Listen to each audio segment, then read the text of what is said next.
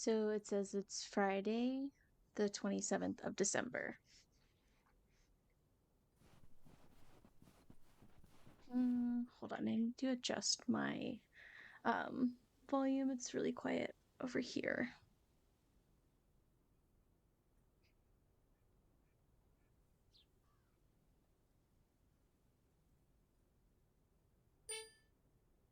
I like how you can hear me turning it up.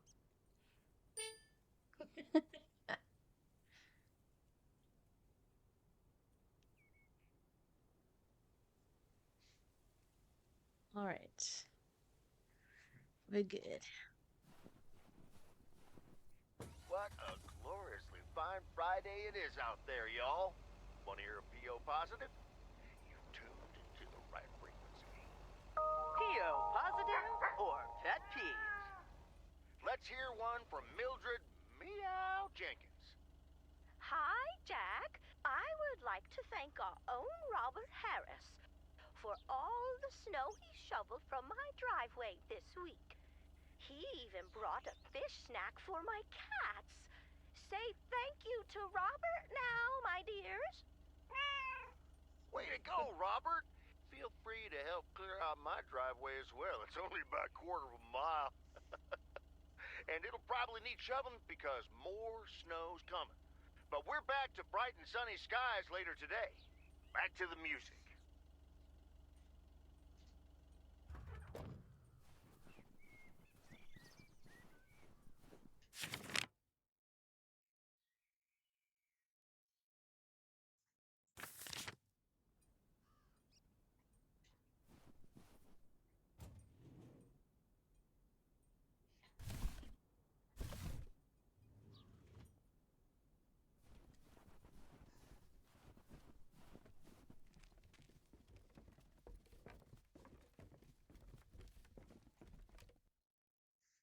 Hi, Beth.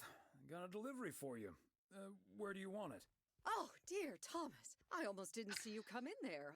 I was lost in thought, I suppose. Please just put it on the counter, if you will. Thank you. And thank you again for a lovely Christmas dinner. I had a marvelous time with you all. We loved having you over, Beth, as always. Emily and I had a great time.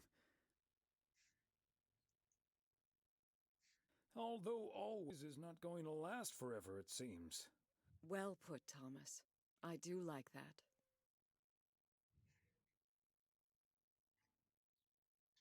It was quite a shock for both Emily and myself, to be honest. We've known each other for so long. We're practically part of each other's furniture. Let me guess. I'd be your bookshelf. Yes, and we'd be your mailbox. Or I would be, I suppose.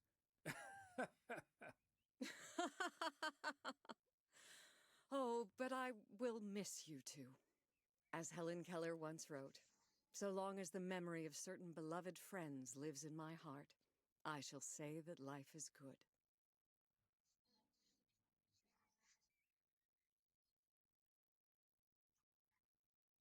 We'll miss you too, Beth. So, haven't you ever thought of moving closer to Meredith over all these years? She is living quite a ways away, right? Thought about it? Yes. Your news has put things into perspective, I suppose. But leaving here would sure be a big step. Maybe too big, I don't know. Who knows? Maybe Meredith will even make it out here one day. And there's always the phone, of course. And don't forget the Postal Service. Quite right you are. Well, I won't keep you any longer, Thomas. I need to sort through this new delivery you've just brought in. And believe you me, that's going to take me a while. I understand. It's best to take your time with things like that. Exactly. Whether one likes it or not. Until next time, my friend. Up and at 'em. See you, Beth.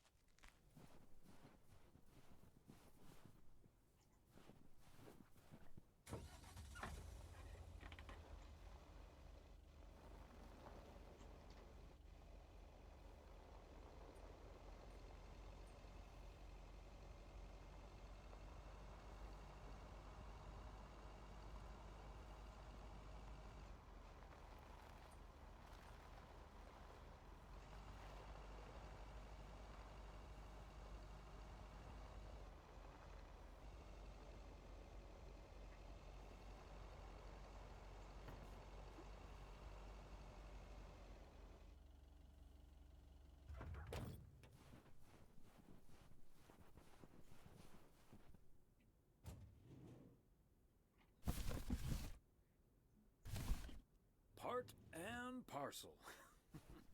So cute. The little box.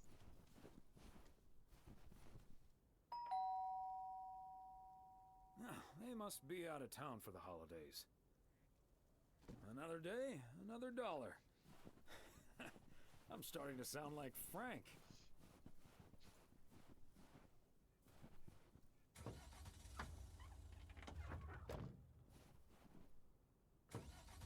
Excuse me.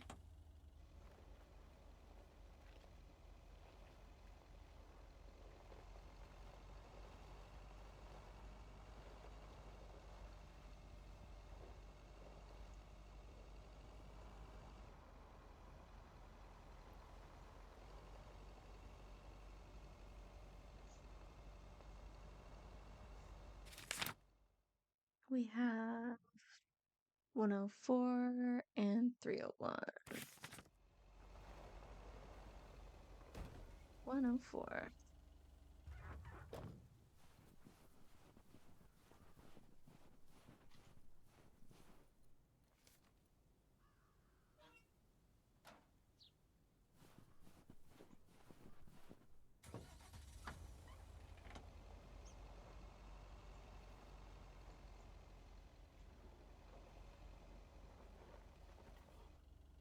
Three, 301.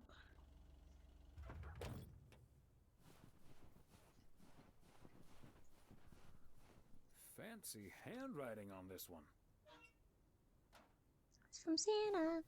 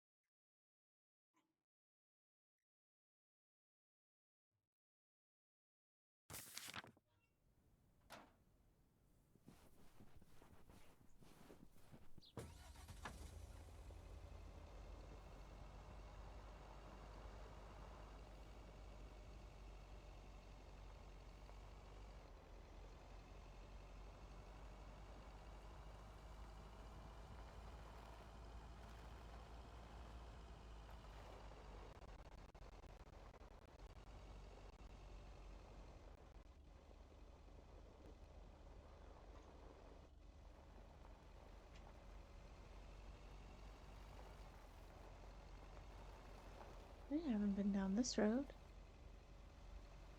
I don't think so.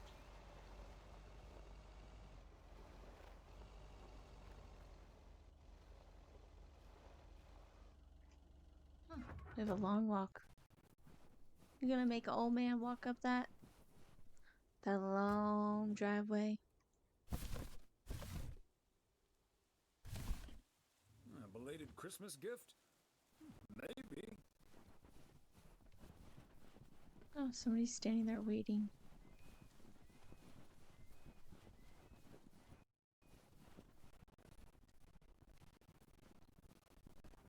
Oh, it's Frank.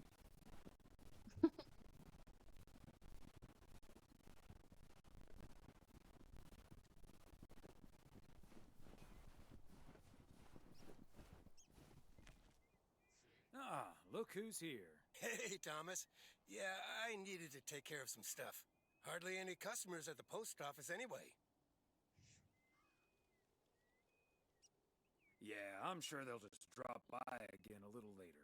Or they could just get their stamps at the bookstore. Problem solved. Can't say that you're wrong there, Frank. That big sucker you're carrying is for me, huh? Right on time. It's all coming together. Hey, Thomas, you can keep a little secret, right? Of course, Frank. Great. No. It's not a big deal in any case. A buddy of mine was able to get his hands on some premium quality fireworks. I'm selling them with a nice profit. And anything I can't sell, well, let's just say you want to be outside Moe's Diner when the clock strikes 12 on New Year's Eve. Frank, that sounds evil and dangerous.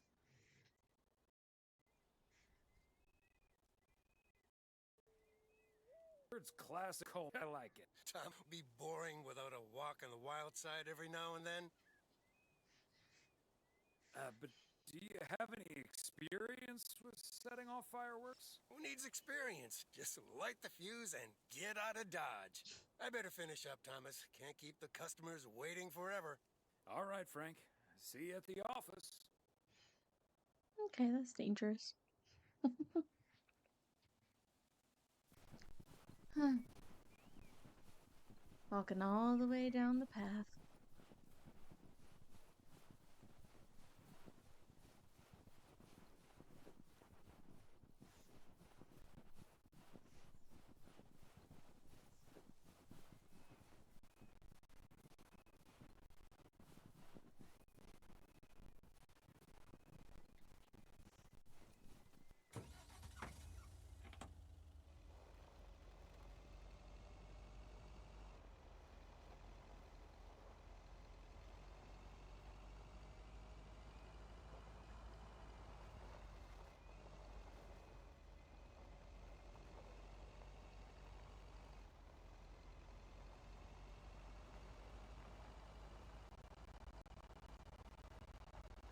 Wait.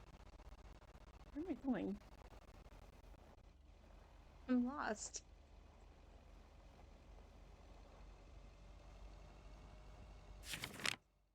Oh, why am I going all the way over here? Well, at least I'll hit Moe's Diner on this road.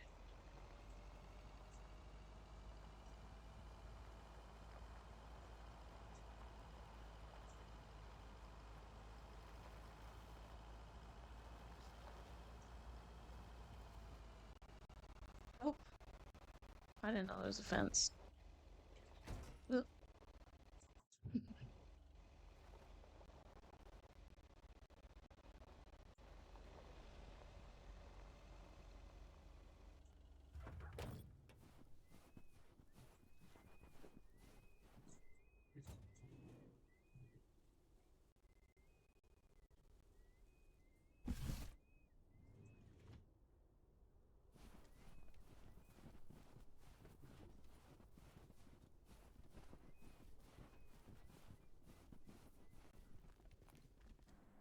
Okay, so we still need to check Spanner Dam for the mood.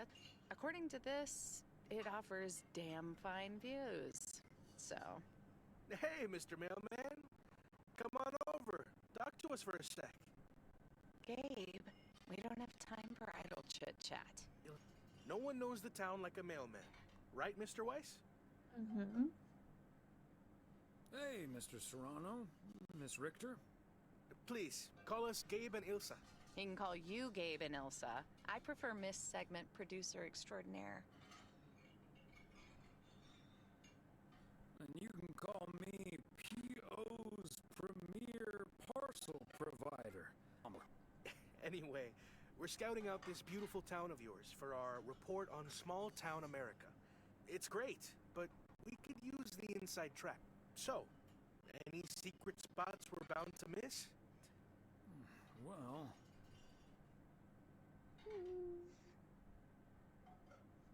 the watchtower up at Eagle Peak. You can take in the view among the treetops. But make sure you watch out over those creaky steps. Oh, hey, Maureen. Now, here's your coffee, folks. Sorry for the delay.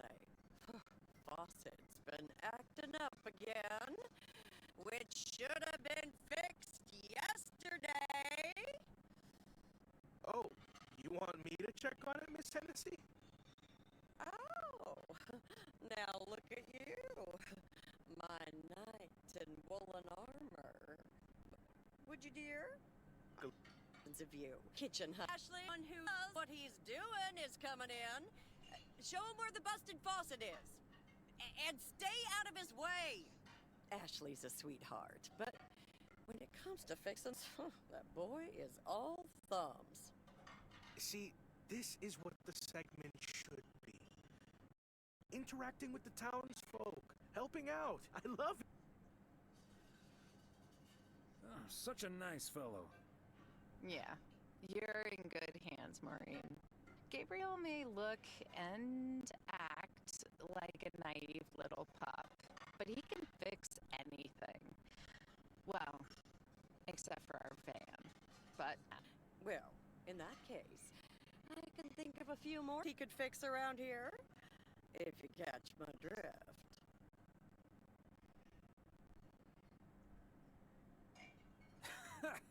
Classic Maureen. Let me just go check him out. Check up. so, anyway.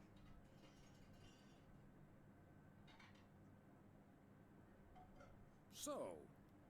Wait.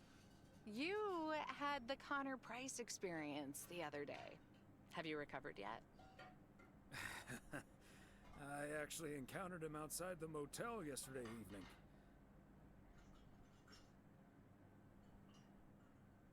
Still fuming, albeit literally, with a cigarette. Really?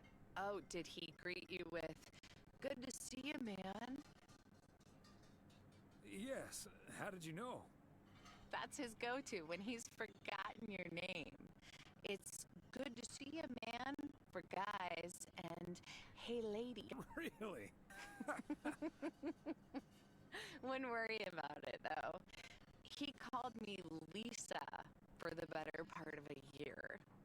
Connor's a lot. But I guess after this, I'm gonna update my resume with not just segment producer and car problem solver, but also Connor Price wrangler.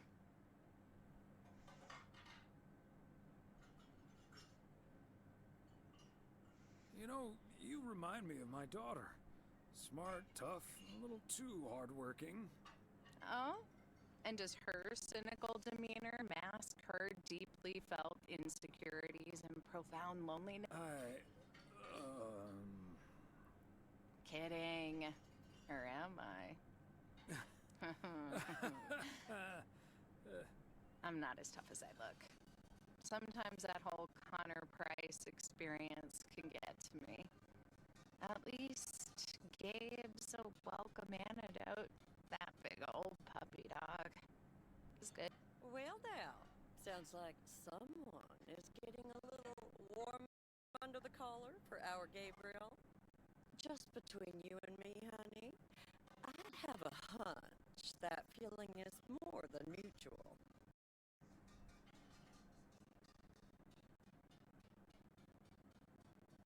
Maureen, is the faucet fixed yet? All I know is I just spent 5 minutes with our knight in the kitchen out 12 times. And we should be hitting the road right about now. Right. Thanks, Maureen. Nice talking to you, Thomas. Huh, these TV folks sure know how to liven things up, don't they? Indeed, Maureen.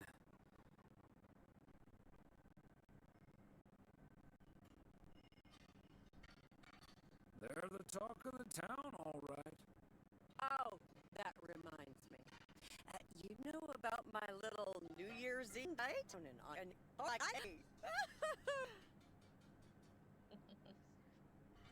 Of course we'll be there. Wouldn't miss it for the world. Best get back to it. See you, Mo. Bye now.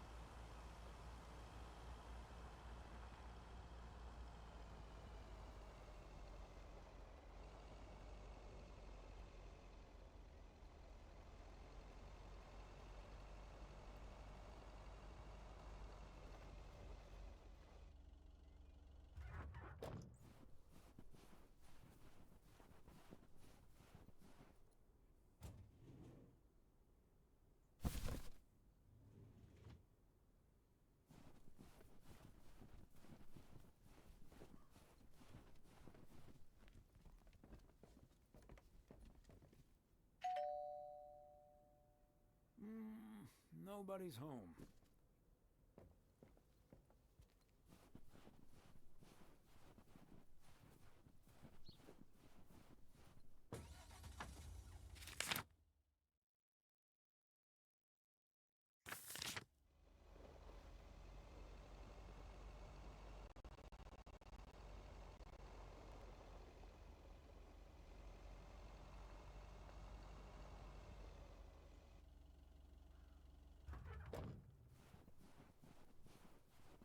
And that's the last one.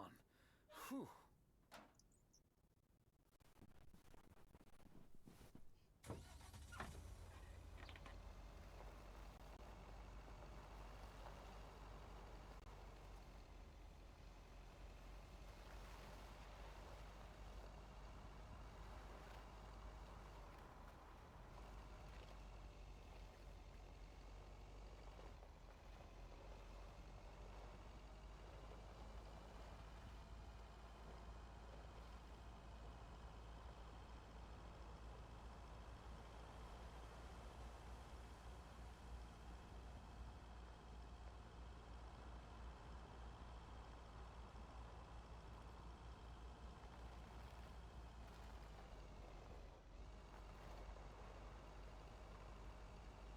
So pretty.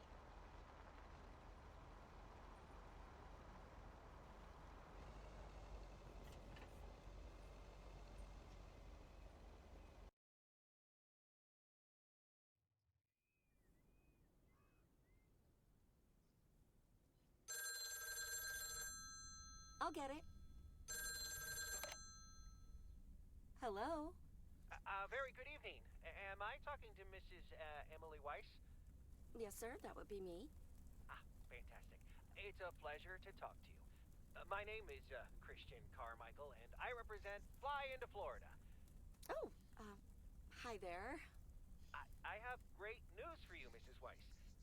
It's been a while, but do you perhaps remember entering into our Fly into Florida sweepstakes? Now that you mention it, I think so. Yeah. Was that the one on the back of the juice carton? That's the one. And I am more than happy to tell you that you are the winner of the grand prize. The grand prize? Wow, fantastic. I'm afraid I've forgotten what it was. Could you refresh my memory a little bit? No problem, Mrs. Weiss. You have won a 2-week trip to Florida for two. Wow, Florida? Really? I won? I have never won anything in my life. Hold on, I need to tell my husband. Honey, we won! I'm talking to a gentleman from flying to Florida. And he says we've won a 2-week holiday for 2. Get out of here. Florida? Wow! Isn't it great? We're so happy. Thank you so much. You're very welcome. You've got plenty of time to let it all sink in. Next, we'll be sending you an extra special envelope. It will contain a confirmation letter, airline tickets, hotel tickets, and I totally forgot to say this earlier, a $500 check covering any additional expenses. Wow. I can't believe this is happening. Well, it most definitely is, Mrs. Weiss. And we'll be making sure you both have the time of your life. There's one thing I must stress. The dates can't be altered.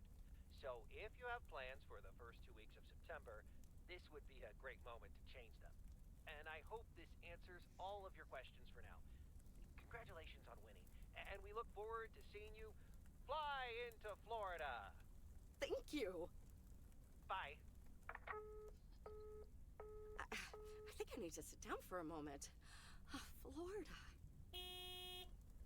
Oh, that's Robert. Sorry, honey. I can't celebrate with you right now. But I'll make it up to you tomorrow night at Moe's. I will hold you to that. Have fun on the ice, hon. And when you start to freeze out there, just think of sunny Florida. I totally spilled Dr. Pepper on my face. Ooh, boy. Drilling a hole, getting that fire pit going. Ice fishing's a lot of work. And it's cold, but we're fishing all right. Great stuff, Robert. Thanks for taking me along. No problem, Thomas. Wouldn't have enjoyed it half as much by myself. Man, it's nice out here. This setting could use a guitar.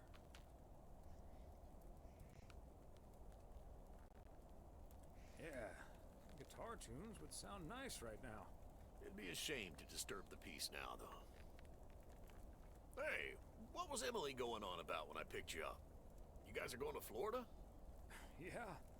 Apparently, we won a 2-week trip. Wow, congrats. Not that Florida's my cup of tea, if I'm honest. Oh, someplace else you'd rather go? I'm perfectly fine staying right here.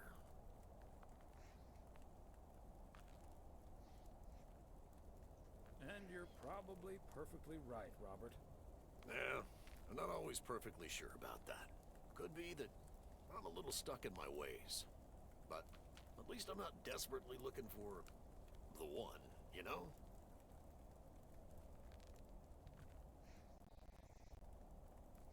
Yeah, just give it a little time. Or a lot. Nothing wrong with that. Wouldn't it be ideal if Mrs. Wright dropped by my house one day?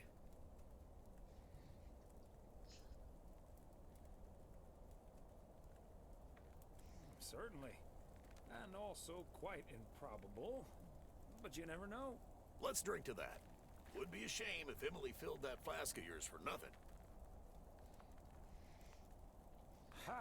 Finally, a sensible remark. Cheers.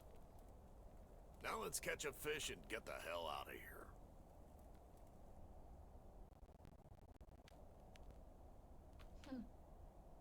Kind of like all starts to click since this is before Meredith came.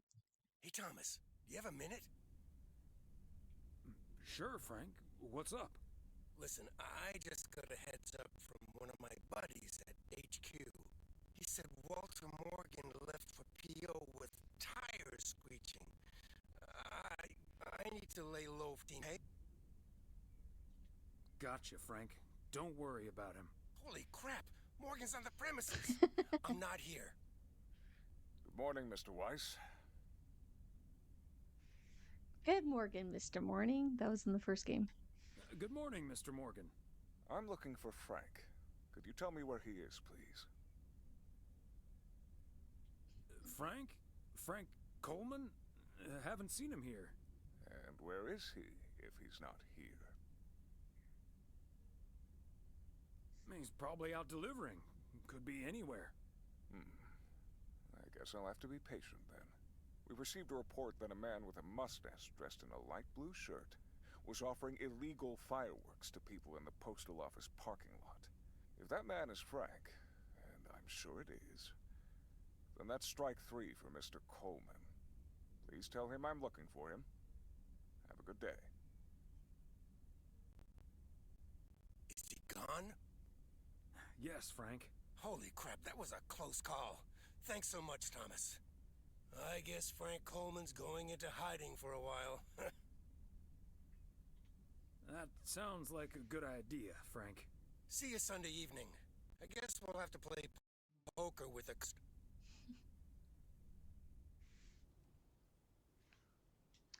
Oh, Frank. Happy Saturday, everyone. Get ready for a pet peeve from Joseph. PO positive or pet peeves? Jack, I've been watching that TV series everyone's been raving about. What's it called? A Hamburger with Fries? I expected a charming sitcom like Bon Appetit, but instead got treated to a lousy mix of mediocre puns and gratuitous violence. If this is where TV shows are heading, then I'm heading the other way. Oh, boy. Well, I'll bet you'll have the road all to yourself, Joseph. On to the weather. We're starting the day sunny, but we'll have lots of snow for you folks later on. Enough talking. Here are some tunes.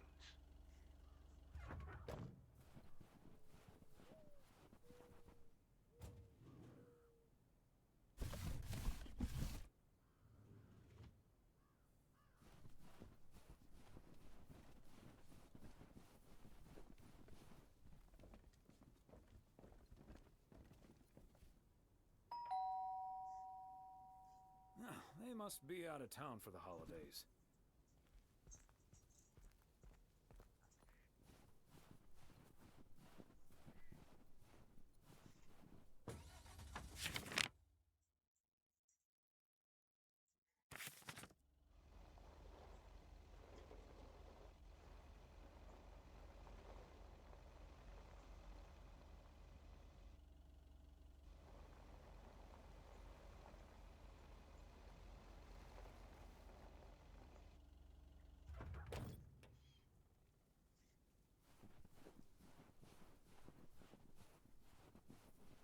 Another satisfied customer. Unless it's Bill's.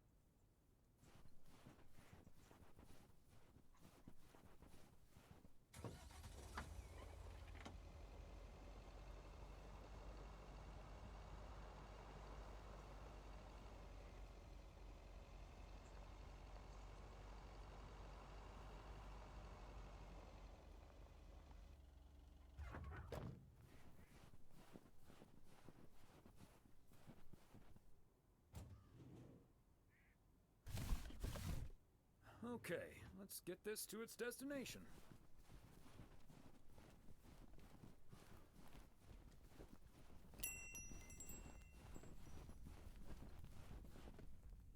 Ah, there you are.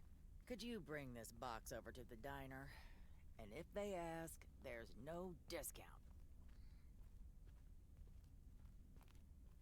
I'm sorry, but no. Parcels need to go through the post office first. Oh well, then don't. I couldn't care less about that party.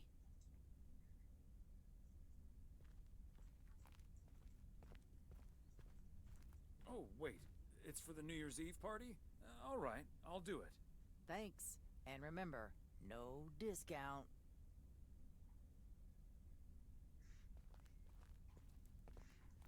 That's not my business. Just going to drop off the box.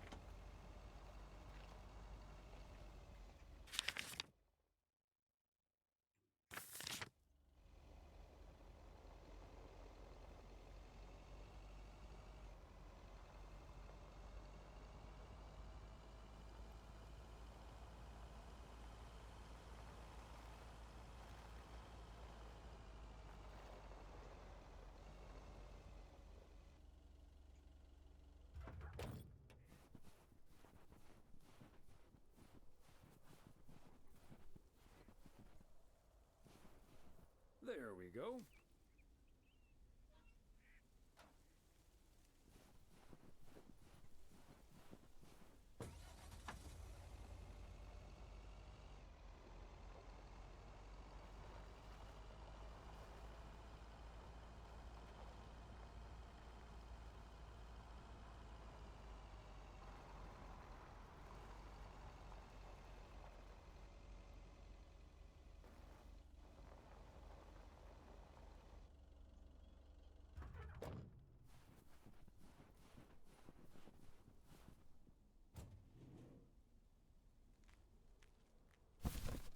Part and parcel.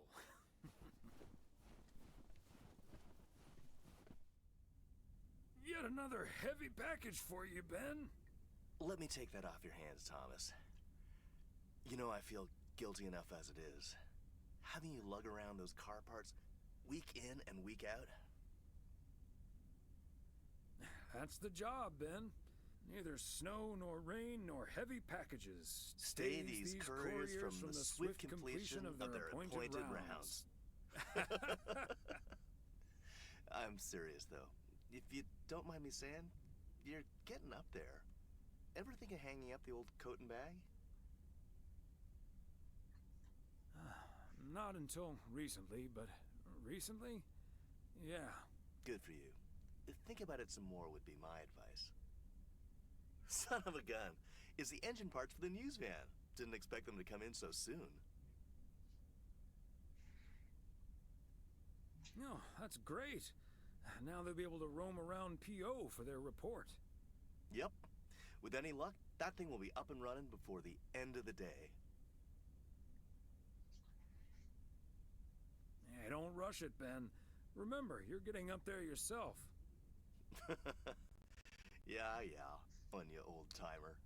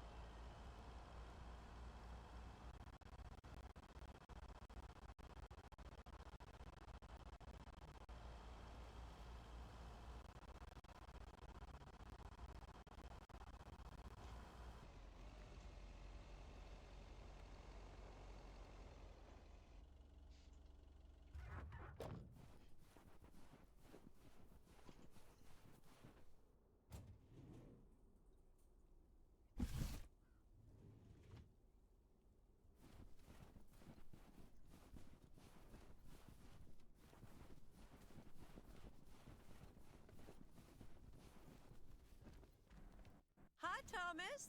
Oh, please tell me that's a big box full of snacks from the diner. This is a big box full of snacks from the general store. But without a discount on what's inside. No discount? Is Nancy Carlisle really trying to charge me full price for snacks that are about to go past their egg day? No, I ignore that be for a few weeks. But still, can you believe that? Ugh, that heartless creature. Well, She always manages to drive me up a wall. I know I'm not the only one who feels this way about her. I'll stop bothering you now. I'll think of...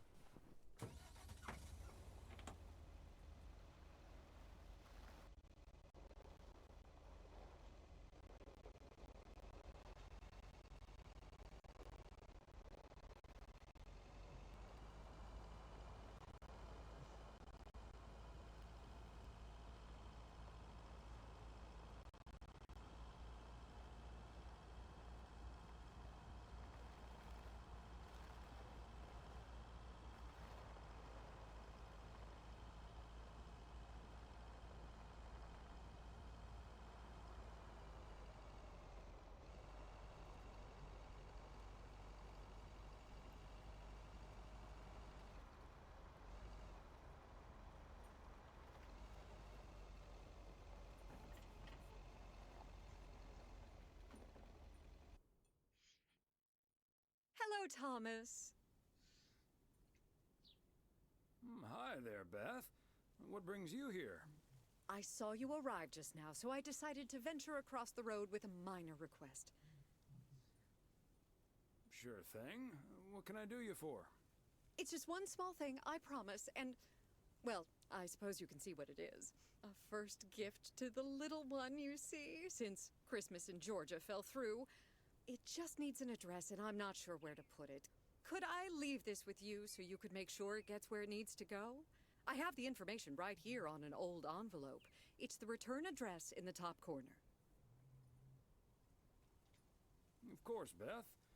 I can understand that labeling a package like this can seem daunting. Bears will do that to you.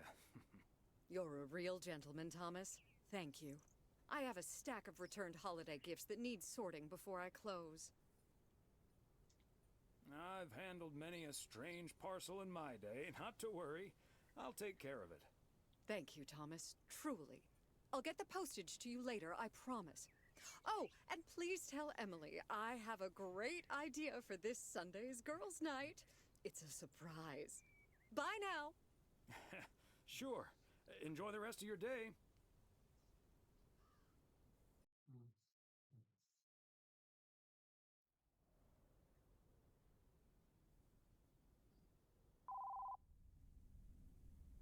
Hello? Hi, Meredith. It's us. Your dad is standing right next to me. Hiya. Hi. Shouldn't you two be at Moe's right now? Yeah, we're about to jump in the car, but we wanted to share some exciting news with you. Oh, first things first, though. How was your Christmas? Well, I worked. And Tess and I made a Christmas meal you probably won't ever find in a cookbook. But we had a lovely evening. Thanks, Mom. Can I get the exciting news now, please? Okay, so your dad and I will fly into Florida this September. I won a sweepstakes. Get out of here. Wow, that's so awesome, Mom. Florida in September. Beats the PO weather, huh? Oh, sure does. Dad, are you excited as well? I sure am. Aren't you worried about flying there? Last time you came to visit, it took a few hours for that green tinge to leave your face. Oh, Meredith, don't make it worse than it was. Fine, fine. Maybe he just boozed too much on the plane. Have you checked if the flight includes free cocktails? Best bring your flask, Dad, just in case. Hey, don't give your old man such a hard time. It's bad enough he had to miss his daughter at Christmas. Oh, well.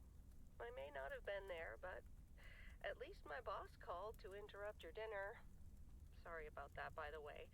Rest assured he was appropriately ashamed. We all make mistakes, Meredith. Some of us just more than others. I can't disagree there. Oh, hey, you two shouldn't keep Maureen waiting. You're right about that. Your dad will go and get the car warmed up, right, honey? That's my cue. Bye, Em. Take care. Bye. Have fun tonight.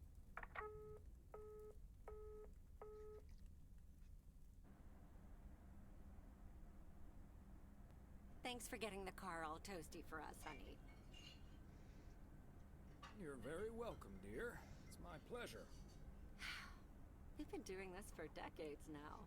And I've never stopped looking forward to spending my Saturday evening here with you. I feel the same way, Em. I'm a lucky man to have you. Good evening, you two beautiful people. Ready to order?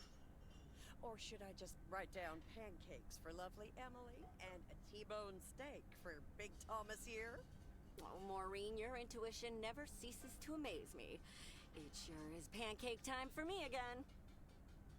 That's so weird because when we went here with Robert, we chose for Meredith to have pancakes and Robert chose a T-bone steak and they're doing the same. So it's like interesting. Big Thomas would very much like that, Maureen. Thanks. You got it. Be right back, folks. Ashley, it's pancake time! And get the steaks out! This will never get old. But Beth making surprise plans and this Florida trip landing in our lap got me thinking a little bit. If we're getting close to being able to do whatever we feel like doing, does that mean we should stay in PO forever?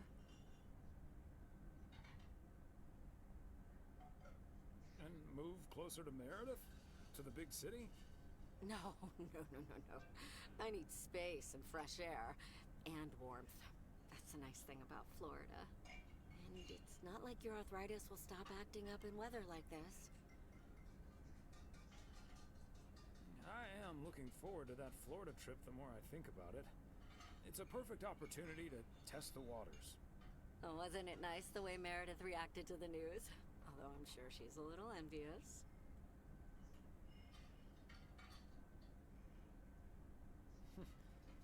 Perhaps, but she'd have a hard time trying to relax. She probably wouldn't be able to stop thinking about all the things on her to-do list. Okay, folks, while Ashley's busy in the kitchen, it's time to fill Mo in on a few details. A little birdie told me you two were off somewhere fancy. Maureen, I was planning on telling you and the girls all about it tomorrow evening. But I'm sure you've also heard it's Florida in September. Florida in September. Oh, imagine that. Oh, I'm so happy for you two. Thanks, Maureen. Have you ever been to Florida? Are you offering your ticket to me? Oh, Thomas, that's so nice of you. Nice try, Maureen. Nice try. But the only one sitting next to me on that plane is my man.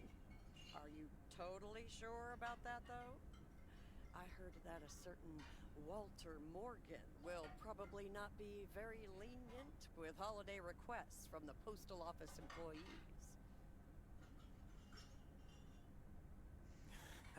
Morgan. His bark is always worse than his bite. If Walter Morgan gets in the way of that, I'll get in his way. I don't think I'm supposed to actually run a bar, but sure, all right. Oh, that means dinner's almost ready. Be right back, folks.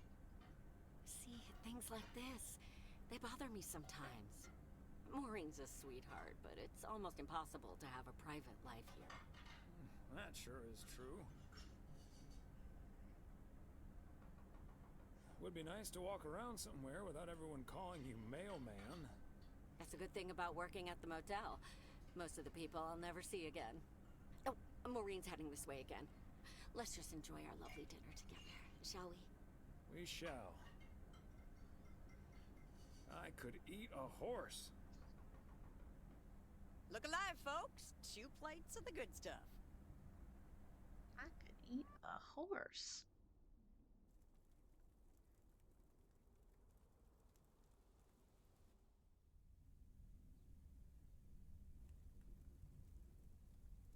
Oh, Thomas, my dear, sweet husband. You are an outfit repeater. I'm just kidding. The one and only. No autographs. Oh, the sweetest man alive. Always prepared to help out anyone who asks for a favor, even on his Sunday off. Okay, Em. What needs doing? The motel called, and, well, the TV crew would very much like to rent some movies from the Flick Shack today. But I couldn't just let poor little Angie ferry them over in this weather, so... So you promised them I'd do it? Bingo! Would you, dear? Pretty please. Of course, Em. You've been so busy lately. It'll be my pleasure. Oh, thank you so much, darling. Tell you what, I'll make some extra tasty snacks for your poker night tonight. How's that? It's a deal. Thomas Weiss says I live and breathe. What in tarnation are you doing out and about in the mail truck on a Sunday?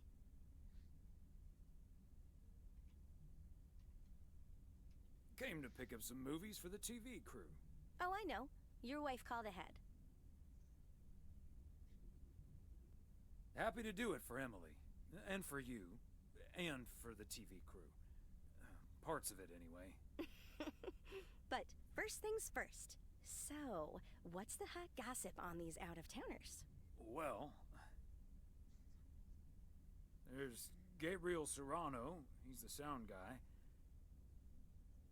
Nice guy, full of vim and vigor. Sounds delightful. What about the rest? Ilsa Richter is their producer. Obviously, she's the brains of the outfit. Mm-hmm. Her I've met. Came into the store yesterday asking about P.O. and whether I liked it here. Cute as a button, that one. And only in town for a couple days. Perfect for a girl on the rebound. Shame she's into men. One in particular. Mm-hmm. Ooh, do tell. The way her eyes lit up when she mentioned that colleague of hers, Gabriel. Trust me, a girl knows. So anyway, let's get down to brass tacks. According to Emily, our intrepid reporters have 2 rooms equipped with VCRs between them. One for Connor Price, KNW6, and one for Ilsa Richter. Great. I know what we should get for Connor.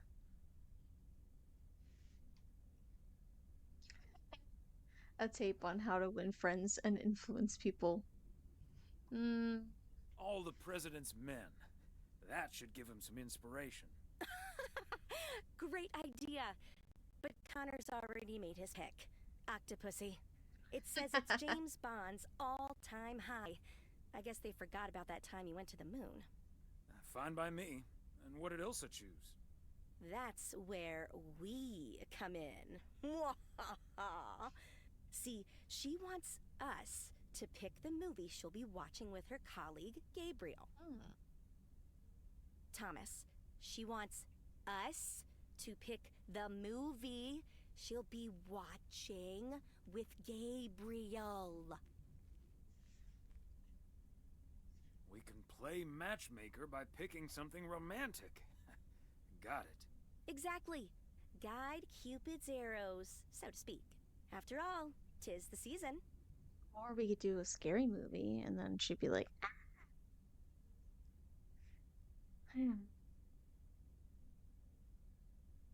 For a little post-Christmas magic?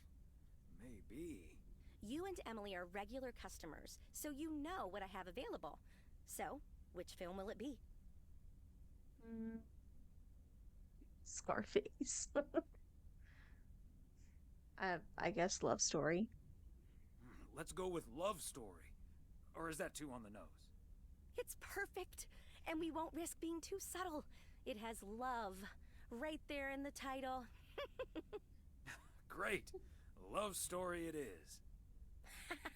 The dynamic duo of stupid Cupid strikes again. Although I suppose this is our first strike. Anyway, here's hoping the start of a beautiful love story.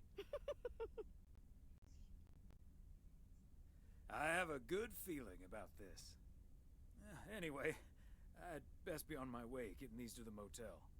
Yeah, thanks for doing this, Thomas. My car, much like myself, is not built for snow.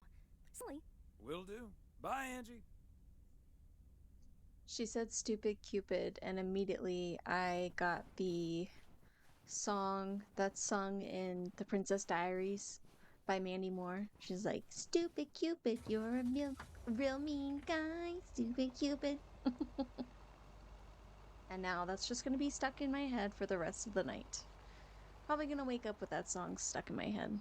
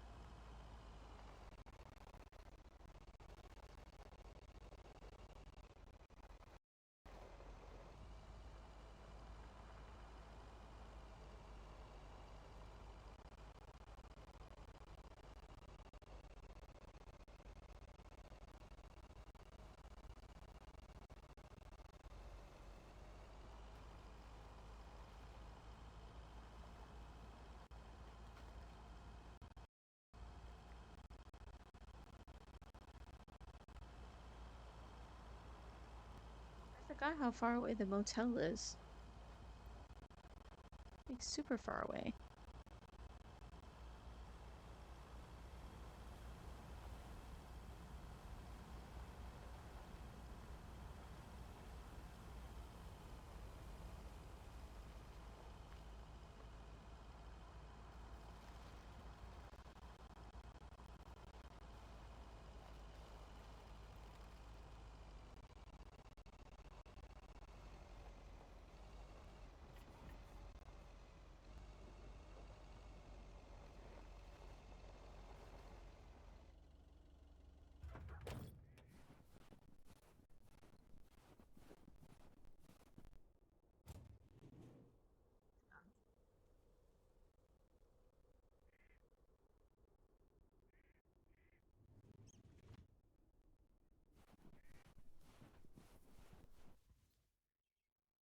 Special delivery.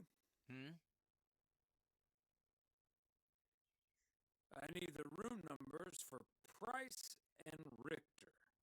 Just drop them off at number 6. That's Richter. She'll take care of it. Thank you.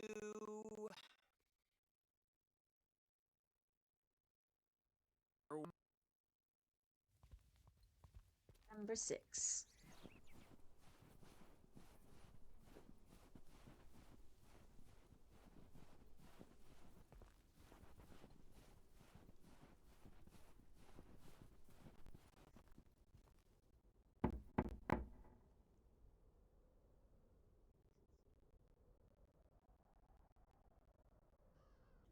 Movie delivery for car problem solver Ilsa Richter. Yes? Oh, excuse me, Mr. Price. I thought this was Ilsa's room. No, that's room 9. But think nothing of it, my guy. Ooh. Absolutely. The spy action thrust. Love it. You know, Moore's an even better 007 than Connery. He just oozes that classy British wit. Thank you. Kind, rewind.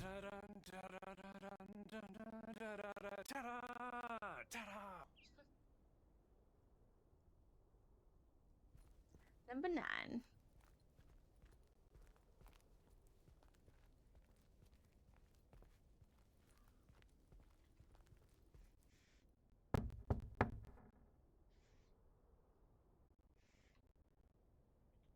A movie delivery for Ilsa Richter. Yay. Good to see you, Thomas. So, what movie did you and Angie? Here you go. Love story. Haven't seen this one. What's it about? Tennis? No, actually, it's about... I'm joking. I'm sure it's a story about love of some kind. Let me guess. This was Ick. Well, let's just say it was a group effort. Okay. Well, color makes for dogs. Oh, speaking of, on your way out, could you give a quick knock on Gabe's door? Just so he'll know it's movie time. Will do. Great. See ya. Why am I nervous? That it's not that simple.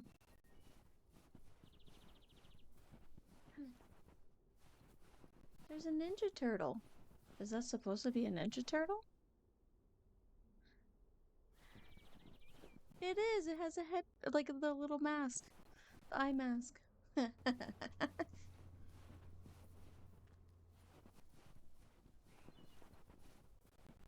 That's awesome.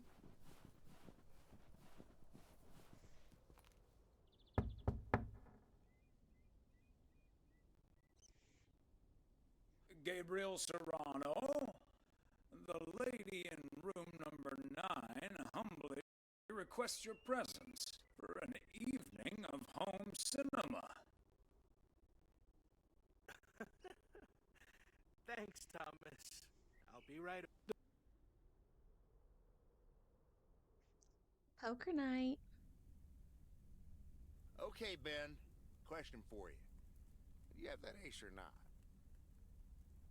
You don't have to say yes or no. Just say anything. All I need to hear is one word from you to know if you're bluffing. Nothing? Not even a twitch or a blink? All right, I'll do the talking. I'm all in. Call. And he just instantly calls me. Great. I don't even need to see your hand. Well played, sir. Thanks, Jack.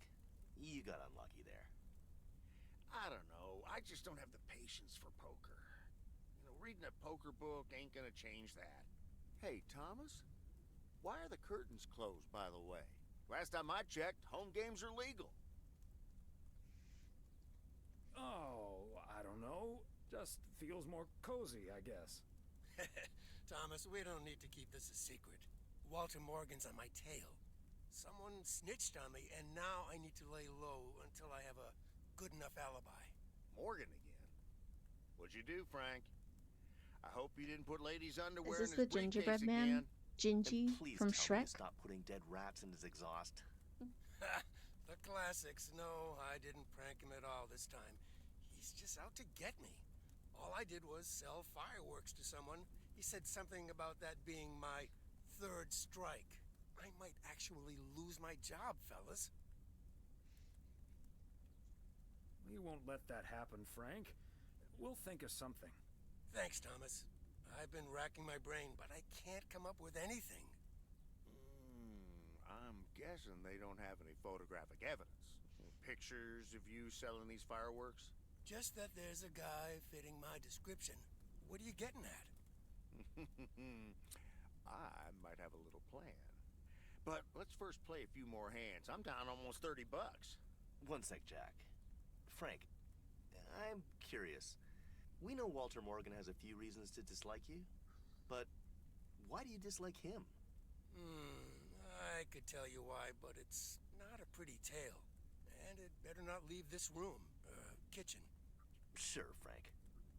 My lips are sealed, for once.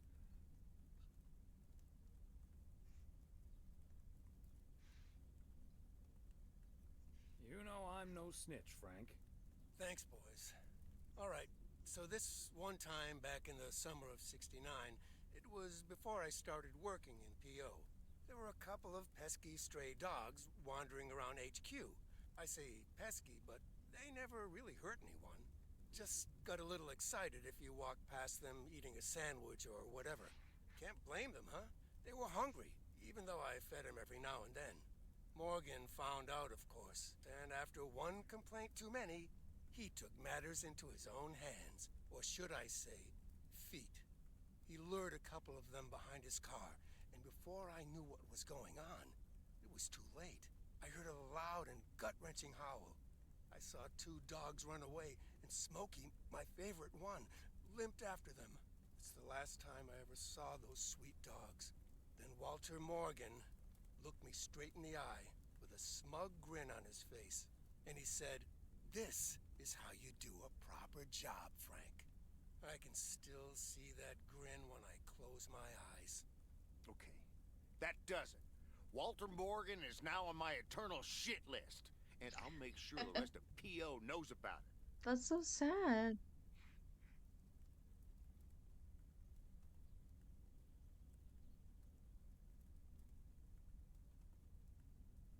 Walter fricking Morgan. Your pranks were way too soft, Frank. We need to take it to the next level.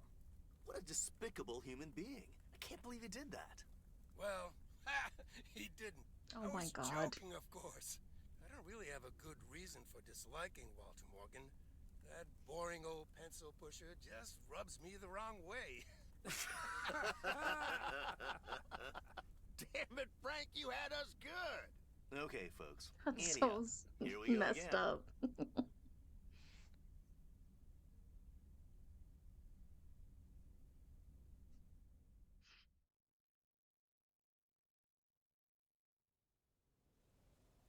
Psst, Thomas, over here. Hey, Frank. Thanks for filling up the dumpster. I wish that was all I was doing here. I'm trying to stay out of sight. Looks like Morgan will be at the post office all day. Listen up. Jack and I cooked up a little plan. I'm sure Morgan will be gone soon, but I gotta get out of here now. You haven't seen me.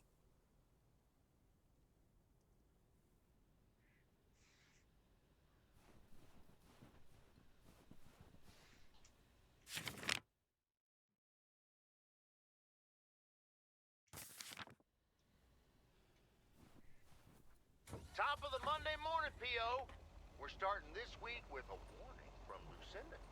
P.O. positive or pet peeve? Hi, Jack. KNW6 TV crew's filming in P.O. yesterday with Connor Bryce. As a big fan, I just had to ask him for an autograph. He asked me for my name, but he kept calling me Linda. Even after I corrected him twice. Isn't that just rude? Well, that's a bit rude indeed, Linda. I mean, Lucinda, of course. Sorry about that. The weather prediction for today, bright but chilly. Enjoy your day and the music. I'm drifting. My car's the truck's just like coming off the curb.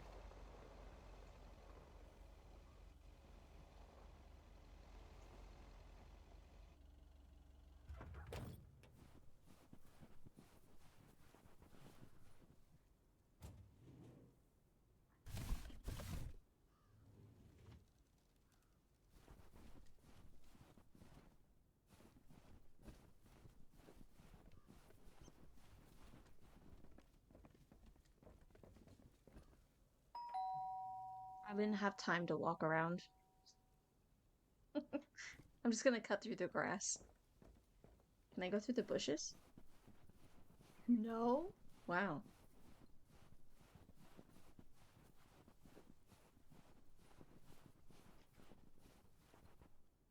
Those are some strong bushes.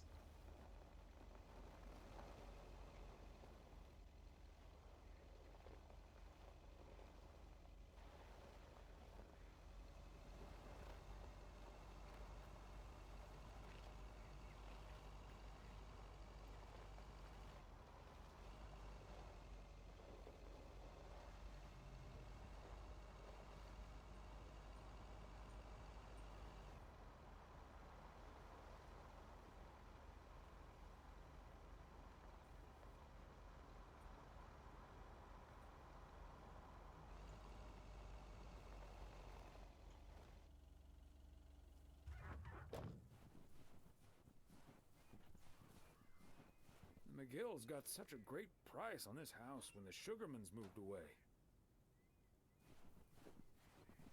It's like prime real estate right there.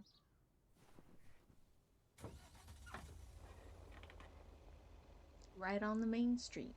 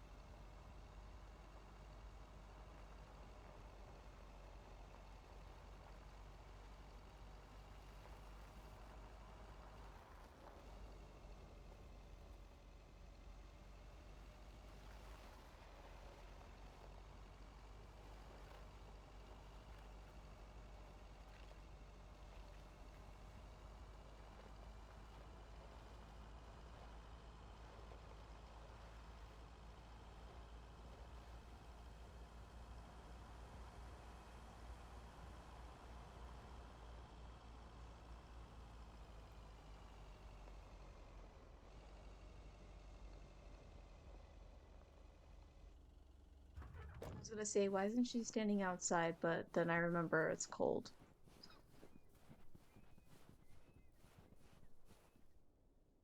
Ah, Oh, Thomas! Hello there!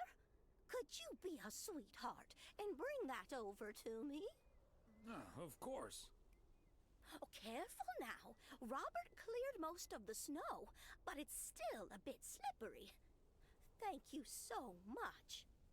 If only I still had the balance and agility of my feline friends. Oh, and good day to you, of course.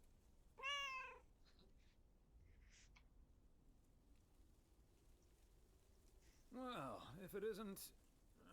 Mortimer, right? Right you are, Thomas. You're Mortimer's favorite mailman. her socks and sandals. The feeling's mutual.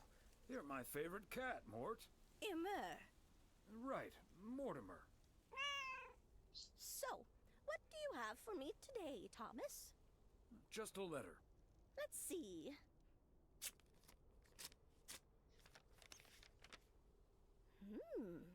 This sounds interesting.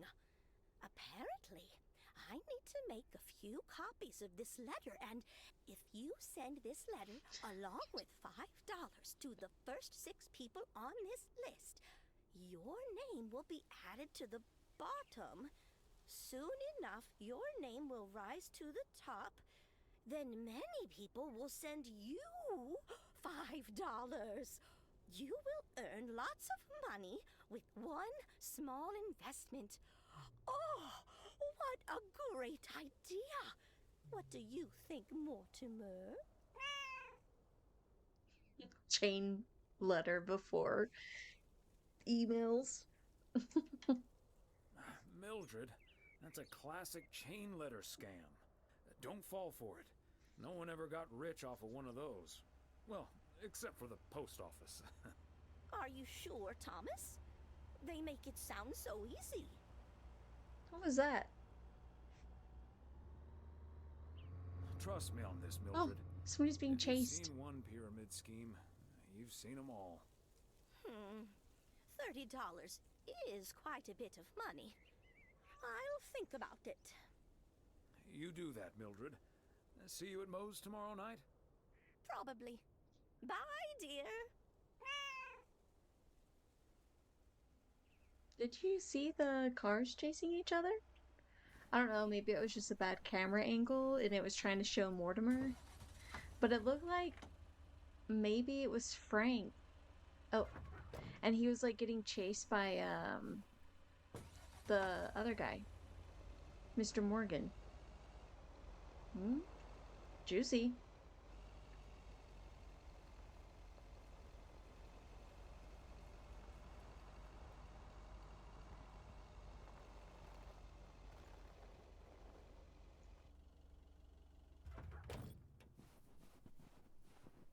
Maybe not though, that's probably me reaching.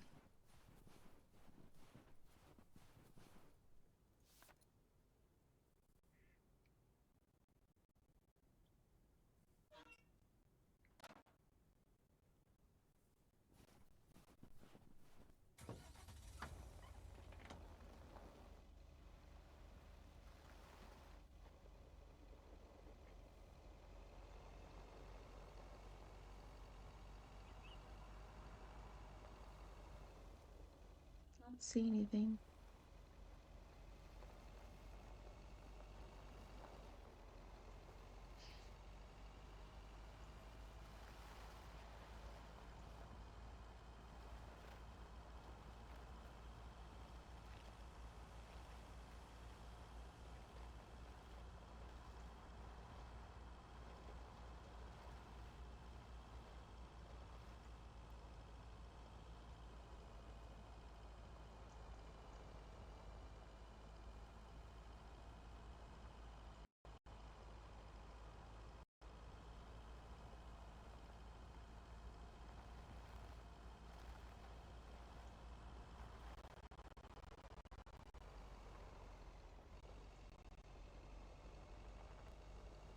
Bert's out of town for the holidays, but he did ask me to keep an eye on his place.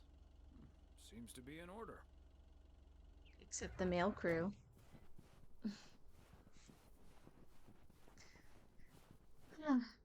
We're gonna walk up to them and probably get interviewed.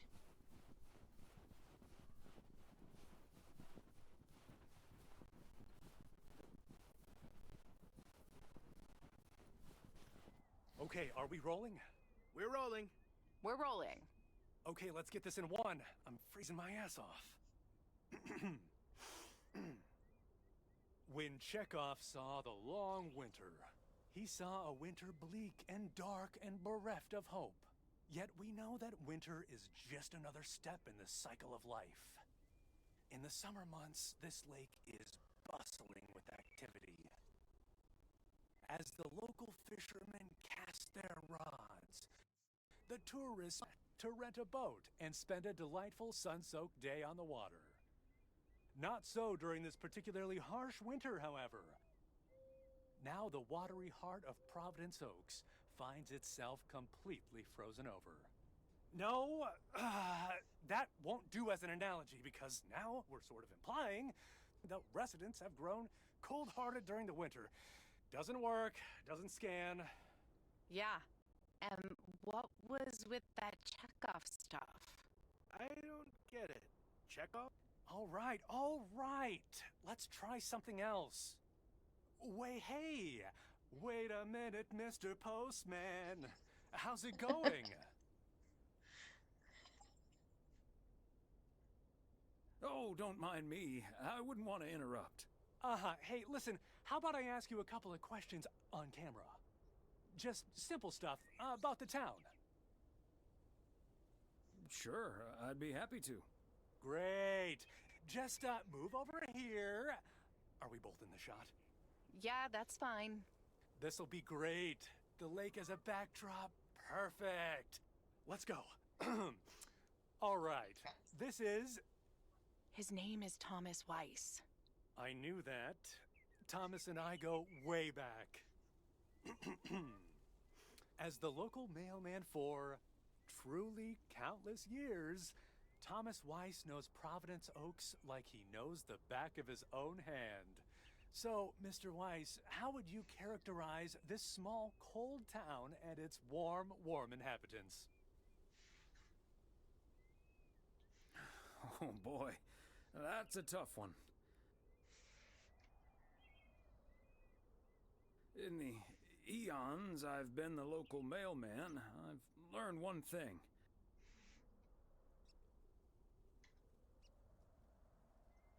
Providence Oaks cannot be summed up in a single soundbite. But one thing's for certain. When the low winter sun hits that shimmering water just right, you realize this is the most beautiful place imaginable. And wherever you are, or whatever you face, this is home. And cut. That's so sweet, Thomas Weiss. Completely unusable, but sweet. I know I've got goosebumps. Yeah, that went well, kind of. Now, let's scout out the establishing shots at the far end of the pier. Let's go, Connor. Gabe, you can take 5. My advice would be to take those 5 in the van to reduce the risk of any further ass freezing off-ins. Noted. Thanks, Ilsa. I thought our interview was fine. Guess not.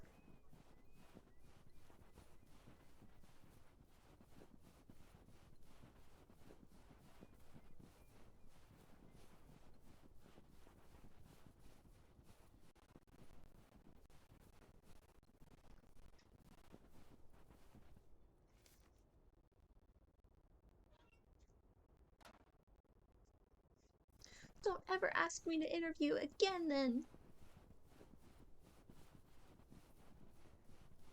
Well, we're gonna talk to Gabriel.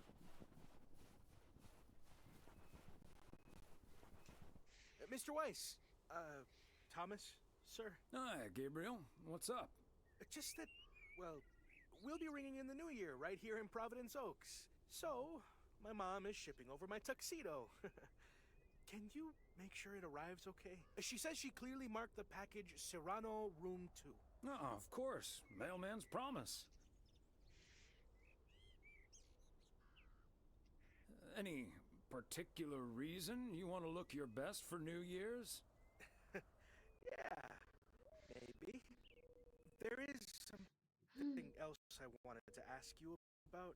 I guess I'm curious. How did you, woo? It's pretty simple and cliched. She's my high school sweetheart. I took her to the fairy tale dance. We snuck off to smooch under the bleachers, and the rest is ancient history. But I'm guessing that doesn't help you with what you really want to know.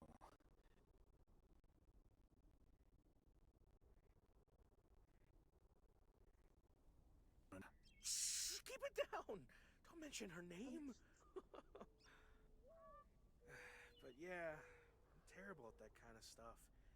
It's just, you seem like a wise man. I'd really appreciate your advice. Well, okay then. My advice is to go for it. You like her a lot, and it's pretty obvious that the feeling's mutual. Wow. And is that your definitive judgment? Absolutely. That's the best I can do. All done. Hey, what are you two schmoozing about? A mailman never tells. Excellent. Now start the engine, Gabriel. We're rolling out pronto. Man alive, it's cold today. On it, Mr. Price. Thanks, Thomas. You've been a huge help. So, take good care of that tux, yeah? Bye, folks. Aww.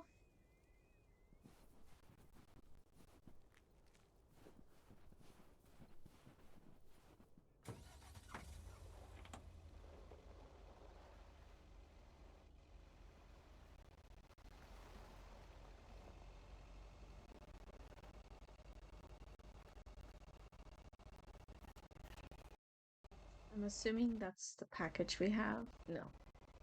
We have Most Diner. What do we have? Okay. Nothing for New Year's Eve party.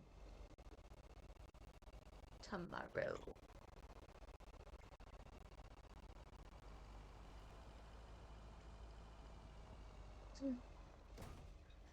I was pressing the wrong button. What's that? Oh, it's Beth?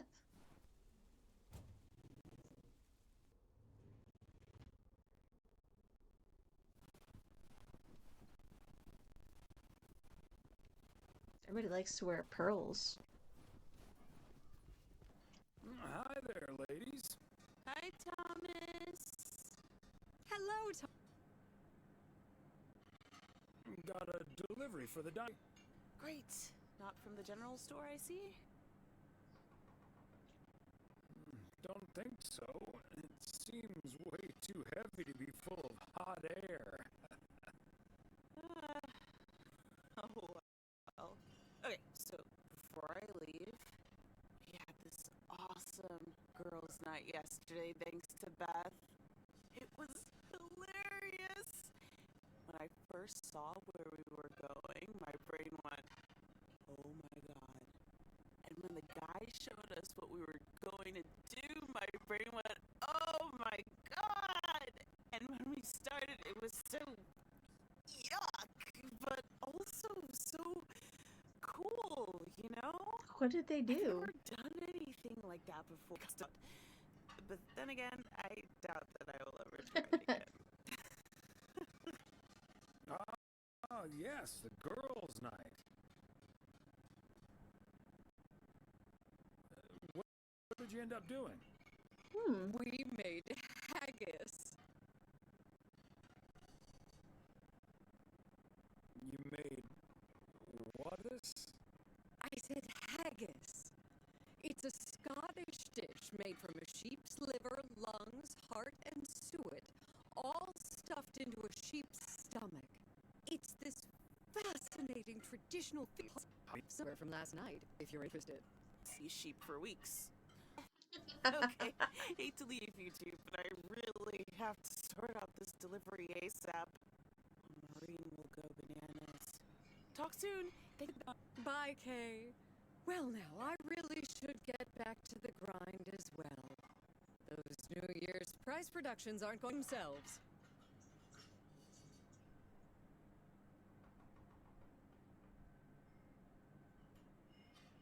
Okay, rather you than me. See you soon. All right, see you soon, Thomas. Them talking about making that dish just reminds me of making menudo. I made it for the first time a few weeks ago, and I knew what was in it, but never really had to prepare it myself. And it was just so gross making it. It's intestines, and you can make it with pig's feet as well. So, um, we basically got the intestines.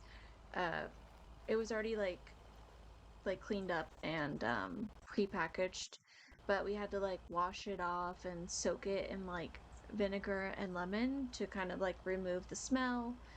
It smelled so bad. It was gross. Um, but it turned out really good. My husband really liked it. He said it was like the best menudo he's had, which I'm very proud of, okay? That was my first time making it. We kind of followed a recipe, but like threw in stuff here and there. Didn't eat the pig's feet because it kind of grossed me out. Like you could see all the bones and stuff. My husband tried the pig's feet and he was like, no, it's too gamey. So next time we're thinking of using beef neck instead. Hey, Thomas, have you seen Jack? Yep, yesterday night in my kitchen. Yeah, okay, but I kind of need him now. I'm a sitting duck right now. I'm toast if Morgan suddenly shows up. Yikes. Maybe I can help out? Good afternoon, gentlemen. Sorry for interrupting your conversation. Mr. Coleman, I see you've managed to be present at the job position you're currently holding. I think it's time you and I had a little chat inside the office. Mr. Morgan, it's so good to see you again. A little chat sounds wonderful. But I'm afraid there's an extremely urgent parcel I have to deliver right now. So stay put, and I'll be back in about 30 minutes. You can stay right here, Frank. I'm sure Mr. Weiss would be happy to deliver that package for you. Right, Thomas? Sure, Mr. Morgan. I just finished my round, so it's not a bother. Excuse me, sir? Hi. Hello. I heard you were looking for a guy in a light blue shirt with a mustache to purchase illegal fireworks in the parking lot of the post office? Well, you found him. Illegal fireworks? Who do you think I am? Sir, you don't have to keep your guard up. Frank and Thomas here both know me very well, and I'm sure they won't tell a soul about what you're doing right now. So, what will it be? I've got rockets, Roman candles, fountains, sparklers. I even have barrages that'll give you a fireworks extravaganza that you won't ever forget. I think there must be a misunderstanding here. Please don't put Mr. Morgan in this position. If people walk by and see this, they might snitch on him and get him into trouble. He could even lose his job over this. Yeah, why don't you go inside so you can do your dealings without all these prying eyes around? I'll tell you what will happen now. I'm going to get in my car, start the engine, drive home, and pretend I did not just spend 3 days in Providence Oaks for absolutely nothing. Sir, if you take a left at the deer statue, you'll eventually pass my barn, and I can fill your trunk there in just 1 minute. Do you have cash on hand? Gentlemen, I'll be back next year. Frank Coleman, your luck will run out one day. I wouldn't bet on it. Tally-ho, Morgan.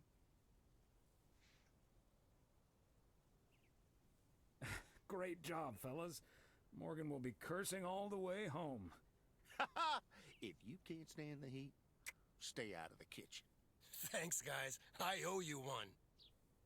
So I think that was him chasing him because in the background there was the black car, and that's what drove by.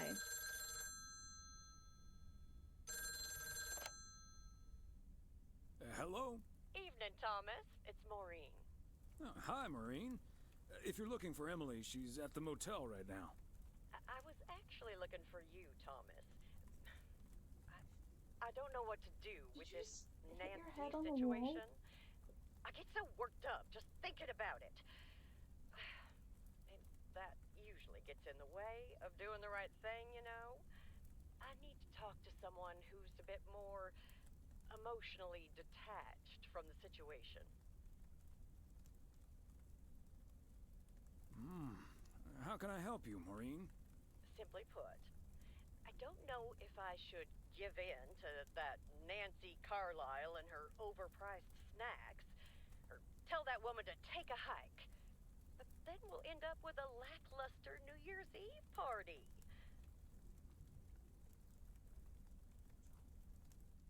The horror of a New Year's Eve party without a decent snack selection. That's not a difficult choice for me. So you're saying I should go against all my principles just because of some snacks? It's not just the snacks, Maureen, but sometimes it's better to take the high road. This town is too small for everlasting feuds. I think you're on to something there, Thomas. I'm not yet totally sure what I'm gonna do, but at least my mind's at ease now. Thanks for lending me your ear and advice. You're a doll.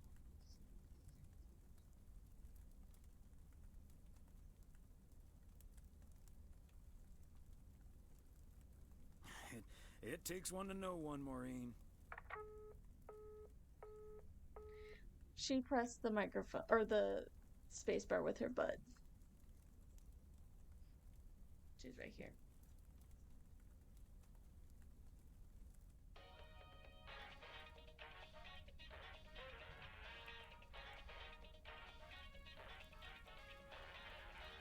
I hate to admit it, Klaus, but if it wasn't for you, I would have been a goner. Ha! You can't say that about the other guy. You betcha! You made a mess, man. Blood and guts everywhere. It's not the first time I made Schweinbraten without cooking. Haha!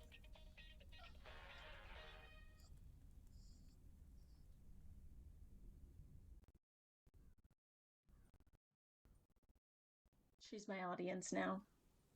Hi. Oh. What do you want? Do you gotta go potty? Nah, you don't gotta go outside. Do you wanna lay in my lap? Oh. He's laying in her bed, and it's like a tiny circle. And he's this huge dog. Well, you have no choice. You have to lay on my lap. On this blanket. Come here. Come right here. We gotta play a game. Come on. You're just gonna sit there? Am I just gonna have to be playing around you?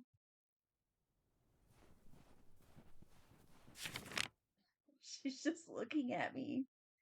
What? My little baby girl.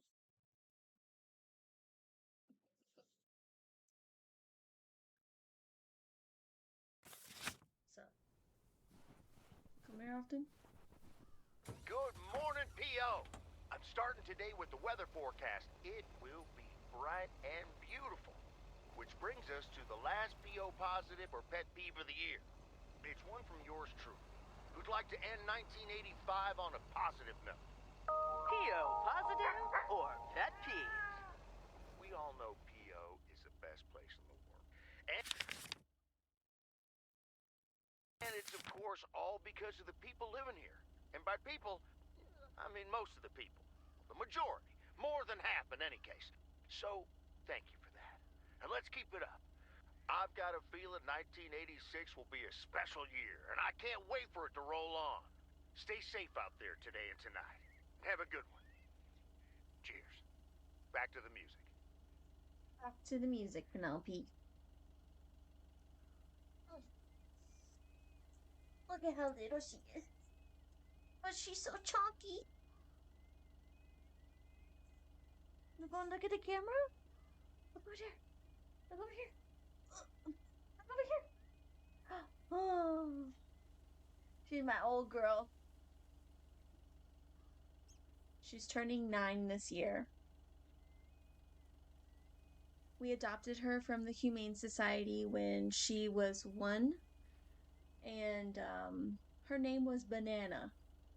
We're assuming that when we found her at the animal shelter, um, I guess like the batch that they had, they named him after fruit. And when I adopted her, I told the volunteer, I was like, yeah, I'm gonna change her name. She's like, what? Why? That's such a great name.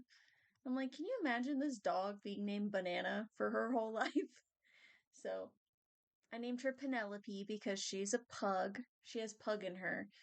I did one of those DNA tests, but it says she's like 80 something percent pug, and then the rest is unknown. Like, so many different breeds that they can't figure it out.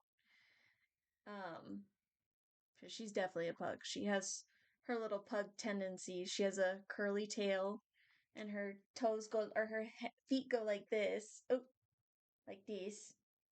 And then, but her nose isn't smushed, so she definitely has like some chihuahua in her. But she's not tiny. She's like big like a pug. But usually, like when we get mad at her, we'll call her Banana. And then Sunny, the bigger dog, we adopted him from the same place. We got him back in 2023. His name was originally Curious George, and we know why they picked that because he just sticks his nose in anything. Like, he is always very curious as to what's going on. It's really cute. We don't know what he is yet. Are you okay? We want to do the DNA test, but I usually want them to go on sale because it's just really expensive. So I wait for it to go on sale and then get it, but we haven't gotten it yet for him. She's just enjoying the pets. Are you good? Can I put you back on the floor? You just want to sit there the whole time? Okay. Well, I can't see. Your big head's in the way. Okay, you're gonna have to get down. I love you, but... Oh! I love you. Get off the desk. Come here. She's like, no, I'm not. Come here.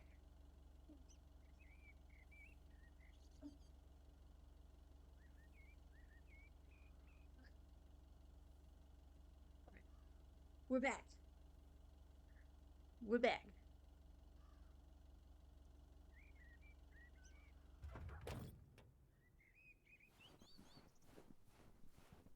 Now she's just sitting there staring at the floor. Fancy handwriting on this one.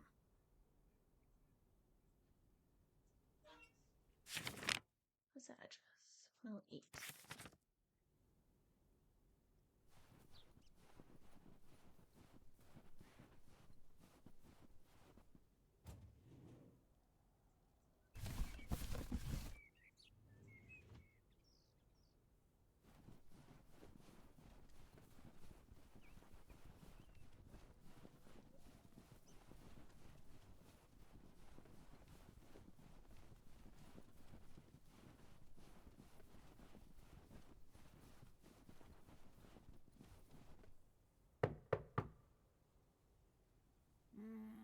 Nobody's home.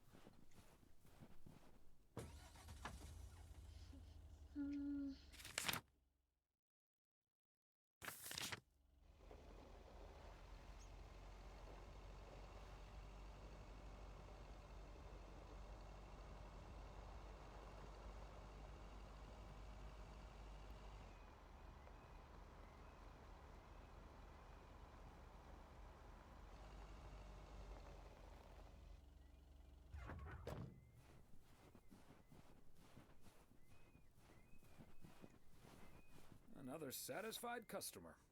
Unless it's Bill's.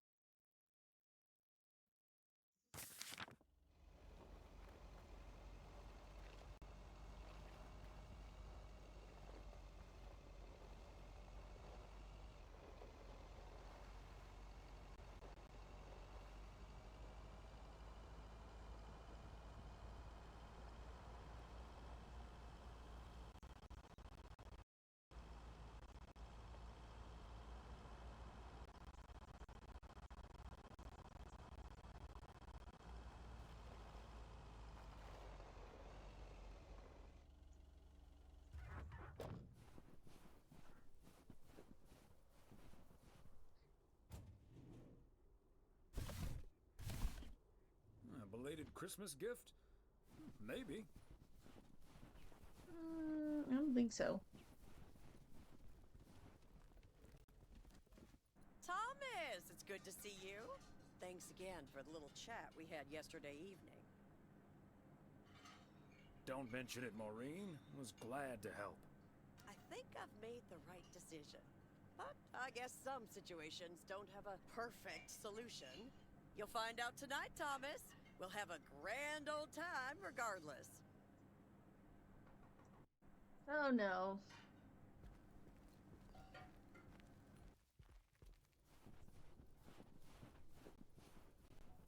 I guess we'll find out.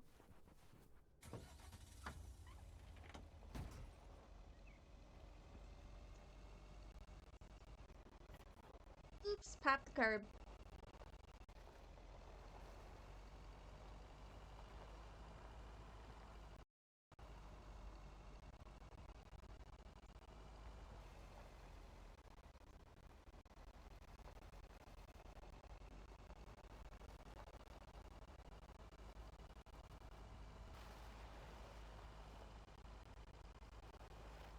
Oh, they're here again.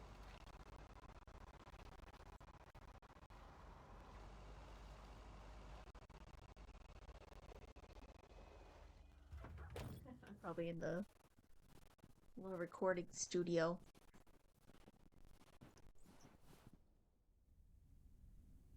Oh, hey, Thomas. We're about to do a little interview, but you're welcome to listen in. Mr. Price, you know Thomas Weiss, don't you? Sure do. You're resident mailman, am I right? Good to see you, man. Hi, guys. Don't mind me. I'll just be a fly on the wall. That was Open Sky by Velvet Moon, one of my favorites. Folks, we have a special treat for you today because I have a guest here at the Reynolds studio. You know that happens from time to time, but today it's a bona fide big shot. None other than KNW6's own newsman extraordinaire, Mr. Connor Price. Thanks for having me, Jack. Always nice to talk to a fellow broadcaster. So, how long have you been doing this local show? Coming up on our 10th anniversary, Mr. Price. But you've been at KNW6 for longer than that, no? Yeah, it's been. Gosh. Can you believe I started there way back in '66? As a segment topic. It's a great title, and yet this is the first time you've come to Providence Oaks. First time staying a while at any rate. So, Mr. Reynolds, how would you describe this town? Well, I'd say it's a... Hey! Wait a minute. Who's interviewing who here? I'll ask the questions, thank you very much. Apologies, my friend. Just can't help myself. Always chasing the story, me. It's the commitment I've made to her. So, what stories are you chasing here in P.O.? Oh, you know, just trying to capture the old couleur locale. I must say, the people here are very friendly. And I hope... Right, Thomas? That's Thomas the mailman over there. But never mind. He's not my mate.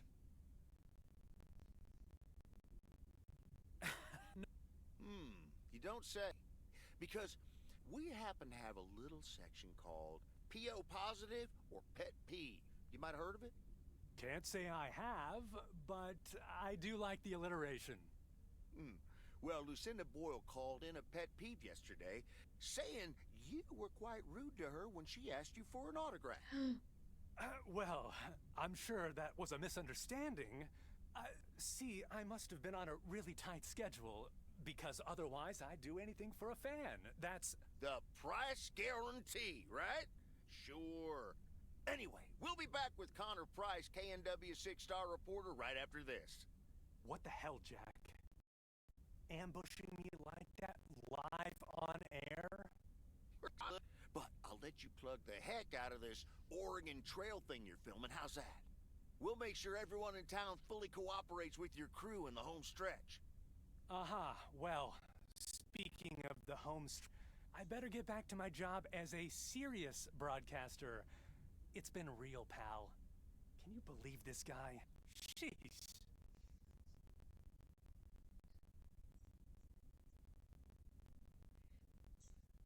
Someone in broadcasting being slightly obnoxious?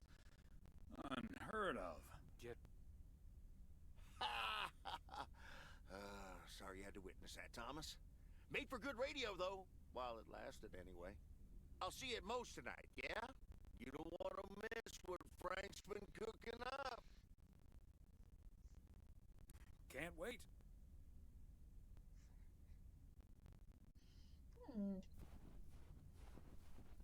One more delivery.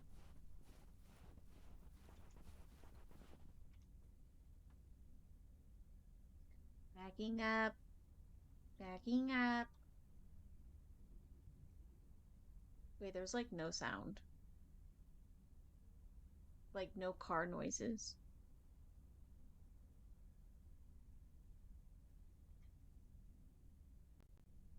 That's weird. Now it's just like really awkward.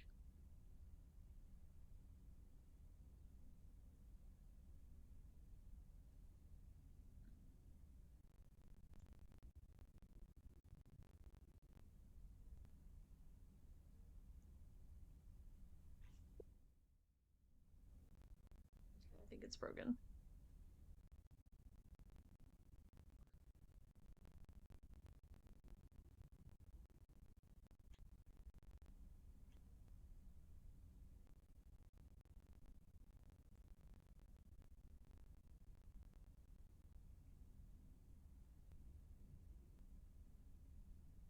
I feel like we're driving really slow.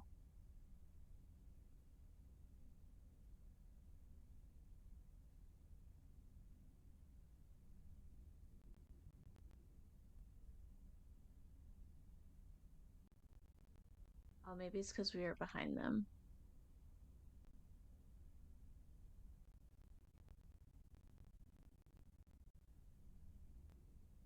Wait, the van's here again?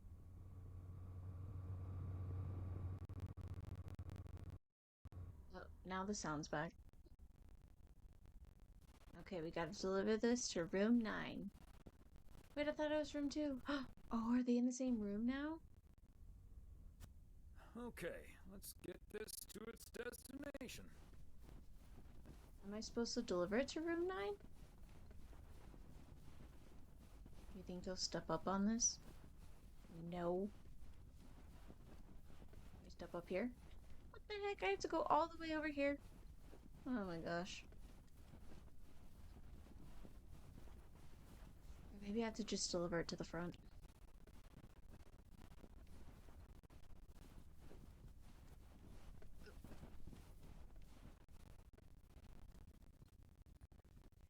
Just looking at me. I should have a new booking system ready in a few weeks. Okay.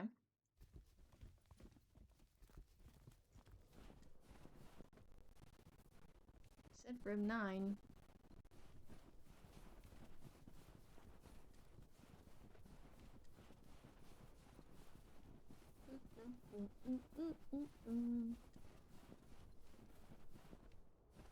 Right. Okay, maybe it's room 2.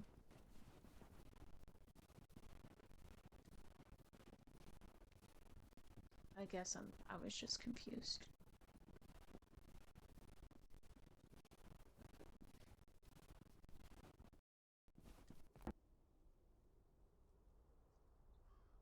P.O. Tuxedo Service. He's not in. I should probably leave it with Ilsa then. Room 9. Okay.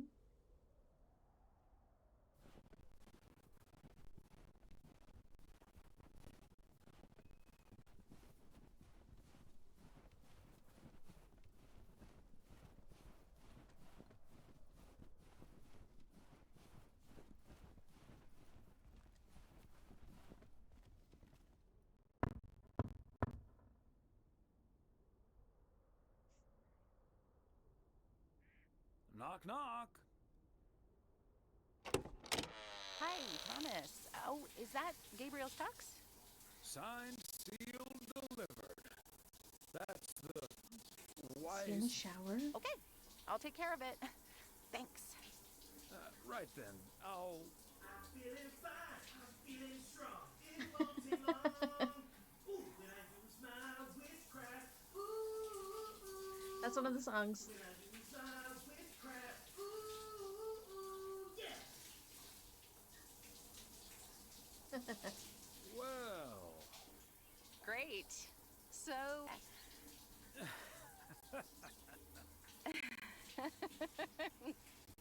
See you tonight at the diner. Oh, and thank you. My pleasure, Yay. Cute. Can I jump down? Oh, I can go down it, but I can't go up.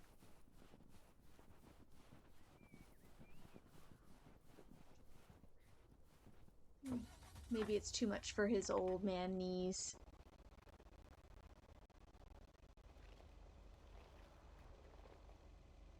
Tokyo Drift. I want it if you know. I'm a mini Tokyo.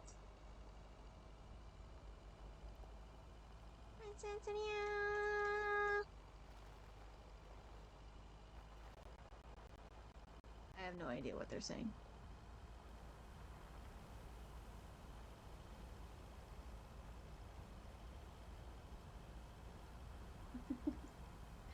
Sonny, that bed is too small for you.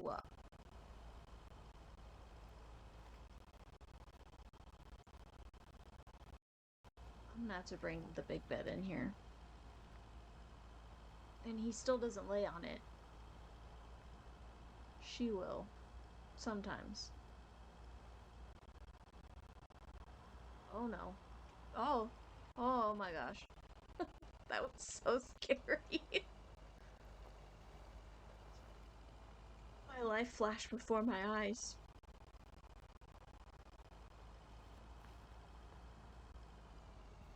Come on. There we go.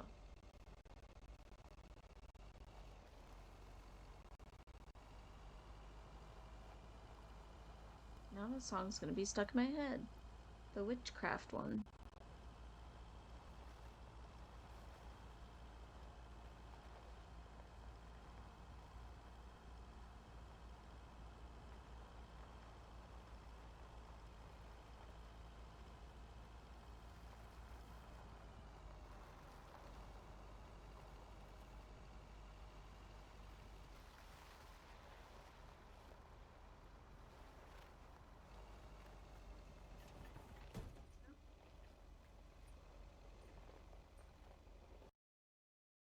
New Year's Eve party.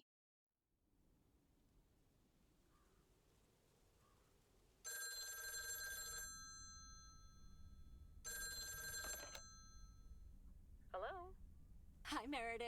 It's the Weiss family again. We wanted to wish you a happy new year before we're going to Moe's. Hey, thanks.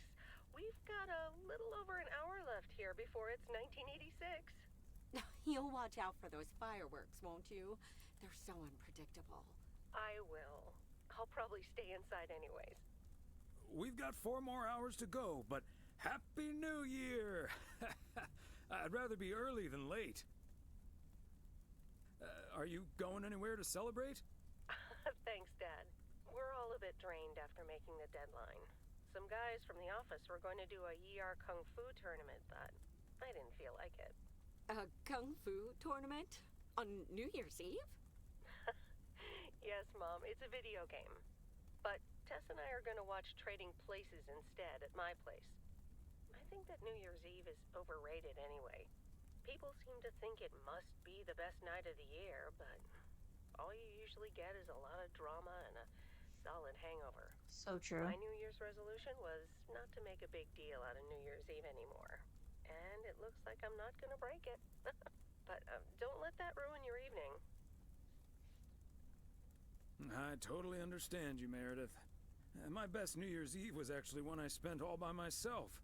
I don't know why, but that night I've never felt more at peace. And most parties aren't worth the hangover anyway. Maybe that's because you usually forget half of what happened. Sorry, Meredith. Your father's memory needs a little grease between the hinges. Like starting the car in time before going to Moe's? Bingo! Okay, guys, I won't hold you up. Have a great evening, and a Happy New Year. Love you.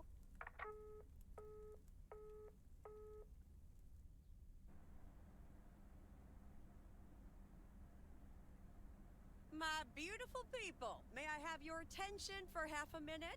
First of all, welcome to Moe's. We're excited to celebrate the last few moments of 1985 together with you. It was quite an undertaking to host this New Year's Eve party, and a costly one at that.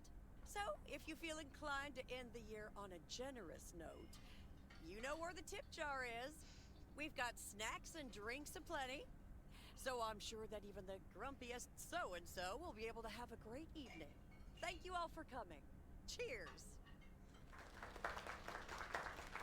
Well, if it isn't my favorite Oh, they look so KNW6 news team. cute. In the flesh. Hi, Thomas. Darndest thing. I've had this song stuck in my head all day. It goes, witchcraft. Ooh. Witchcraft. Ooh.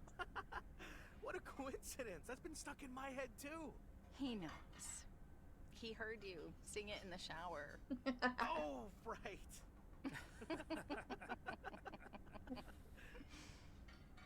Elsa Richter, ladies and gentlemen.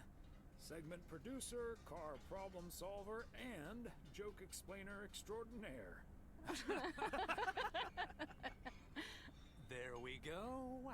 Champagne for my real friends and real pain for my sham friends. Hello, Mr. Price. So, is the segment on Providence Oaks in the can yet? Almost, my friend. Still have to shoot the countdown to the new year. Hopefully that gives us the ending we need. I've been promised a spectacle. Easy on the alcohol there, Connor. We still need you on camera. Can't have you slurring your words. Slurring my words? Whatever do you mean, Ilsa? Quit fooling, you guys.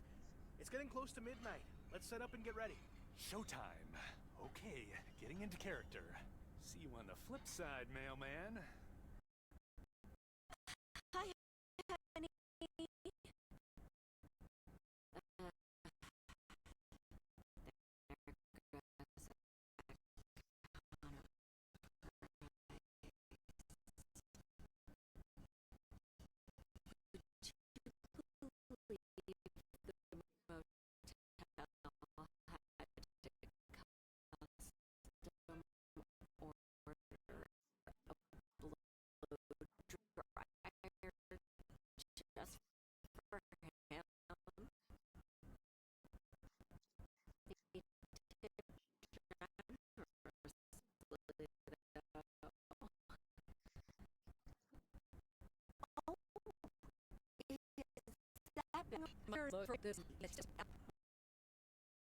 Facts when you're gone. Well, I will still be selling sets of encyclopedias at the store for a few more months if you need them. I'll cut you a nice deal. Only if you'll help load them into my truck. Oh, my friends. Should old acquaintance be forgot and never brought to mind? Well, whatever the future brings, this old acquaintance here will be hard-pressed to ever forget you two. Same here, Beth. Absolutely. We wouldn't be able to forget you if we tried. Not that we tried, of course. And like you said at Christmas dinner, even if the reasons for change are sometimes out of our hands, let's focus on the new beginnings that come along with them. And what better time for new beginnings than New Year's Eve? Attention, folks! It's showtime! If you want to see the biggest fireworks show west of the Rocky Mountains, you better be standing outside in about 10 minutes. That's my cue. From a little spark may burst a flame, as Dante once put it.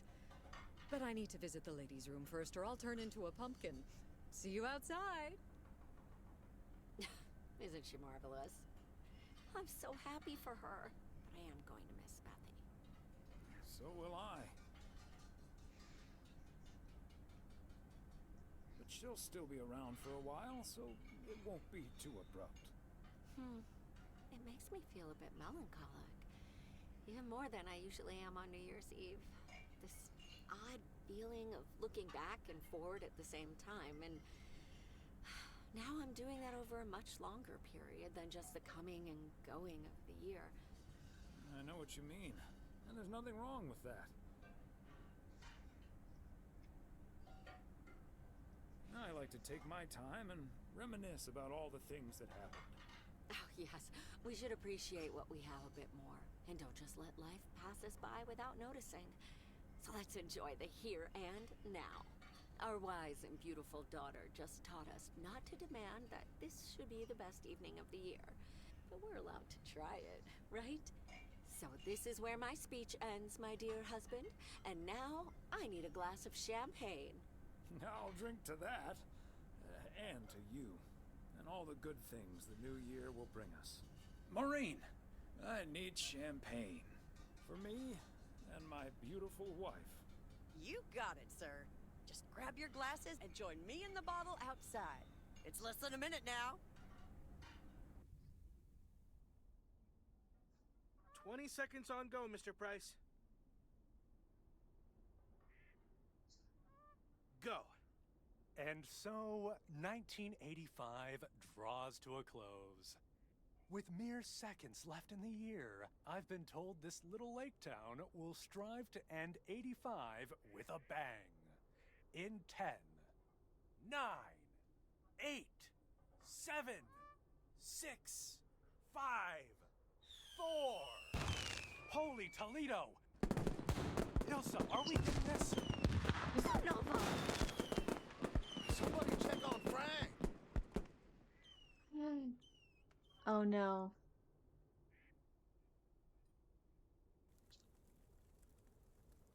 I hope Frank's okay.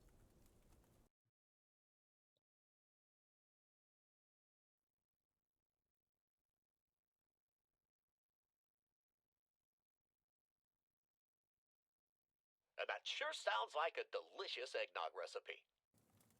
Hurry up, dear. It's coming up next. Yes, yes, don't get too excited now. It's just a preview, remember? And now, a man with a very special New Year's resolution. And he's going to tell us all about it. Isn't that right, Sybil? Absolutely, Bob. It's none other than our roving reporter, Connor Price. Connor, my dear, where in blazes are you? Well, Sybil, I'm in beautiful Providence Oaks, wishing you and Bob and our viewers a joyful 1986. And as for my New Year's resolution, Bob, why, it's my very special price guarantee to all of you that I will be sharing gripping tales and intimate portraits from all over Oregon in an all-new series of special reports on small-town America. Part 1 will air tonight at 8, right here on KNW6. And it will be all about the gorgeous little lake town where I was fortunate enough to spend the waning days of 1985. Here, let's take a look at an exclusive sneak peek. Providence Oaks, an idyllic town by a lake just south of Melville. It's where this reporter counted down to 1986. And although, unfortunately, the fireworks started a little early, so we didn't quite manage to catch them on tape. Take it from me, it was quite the spectacle, courtesy of postal worker Frank Coleman. Just a faulty batch of leftover 4th of July material, I guess. Not mine, anyway. No siree. But I'm all right, folks. Really, everyone can stop calling me at home. I'm A-okay. And perhaps that encapsulates the true nature of Providence Oaks, or P.O., as it's called by those who know and love it. It's a town where even when things don't go as planned, it will be all right and A-okay. It's just, we help each other out, and there's nothing we can't fix. A town where first impressions can be deceiving. This town may look sleepy from the outside, but trust me, there's always so much stuff to do and take care of. A town where generations have grown up. It's a great place to raise kids, and also a great place to have been raised as a kid. Myself, I mean, back when I was a kid, being raised here. A town where patience is still a virtue. To be honest, I'm not entirely sure if this is where I'll find what I'm looking for, but I do know I can keep looking here for as long as I want, and that feels great. A town full of unique individuals that, deep down, have more. The average Providence Okian probably doesn't exist. We do tend to keep to ourselves. Then we show up. Always. A town you can't help but love. I just think it's the best place in the whole wide world. Sue me. And where everyone has a story to tell. To me, it's all about the people. Yes, well, leave it to the mailman to say it Cut him best. off. This is home. Indeed. Aww. Providence Oaks, like so many other places in our great state of Oregon, is a small town with a big heart. That was cute. This is Connor Price, KNW6, P.O. Oh, that was good.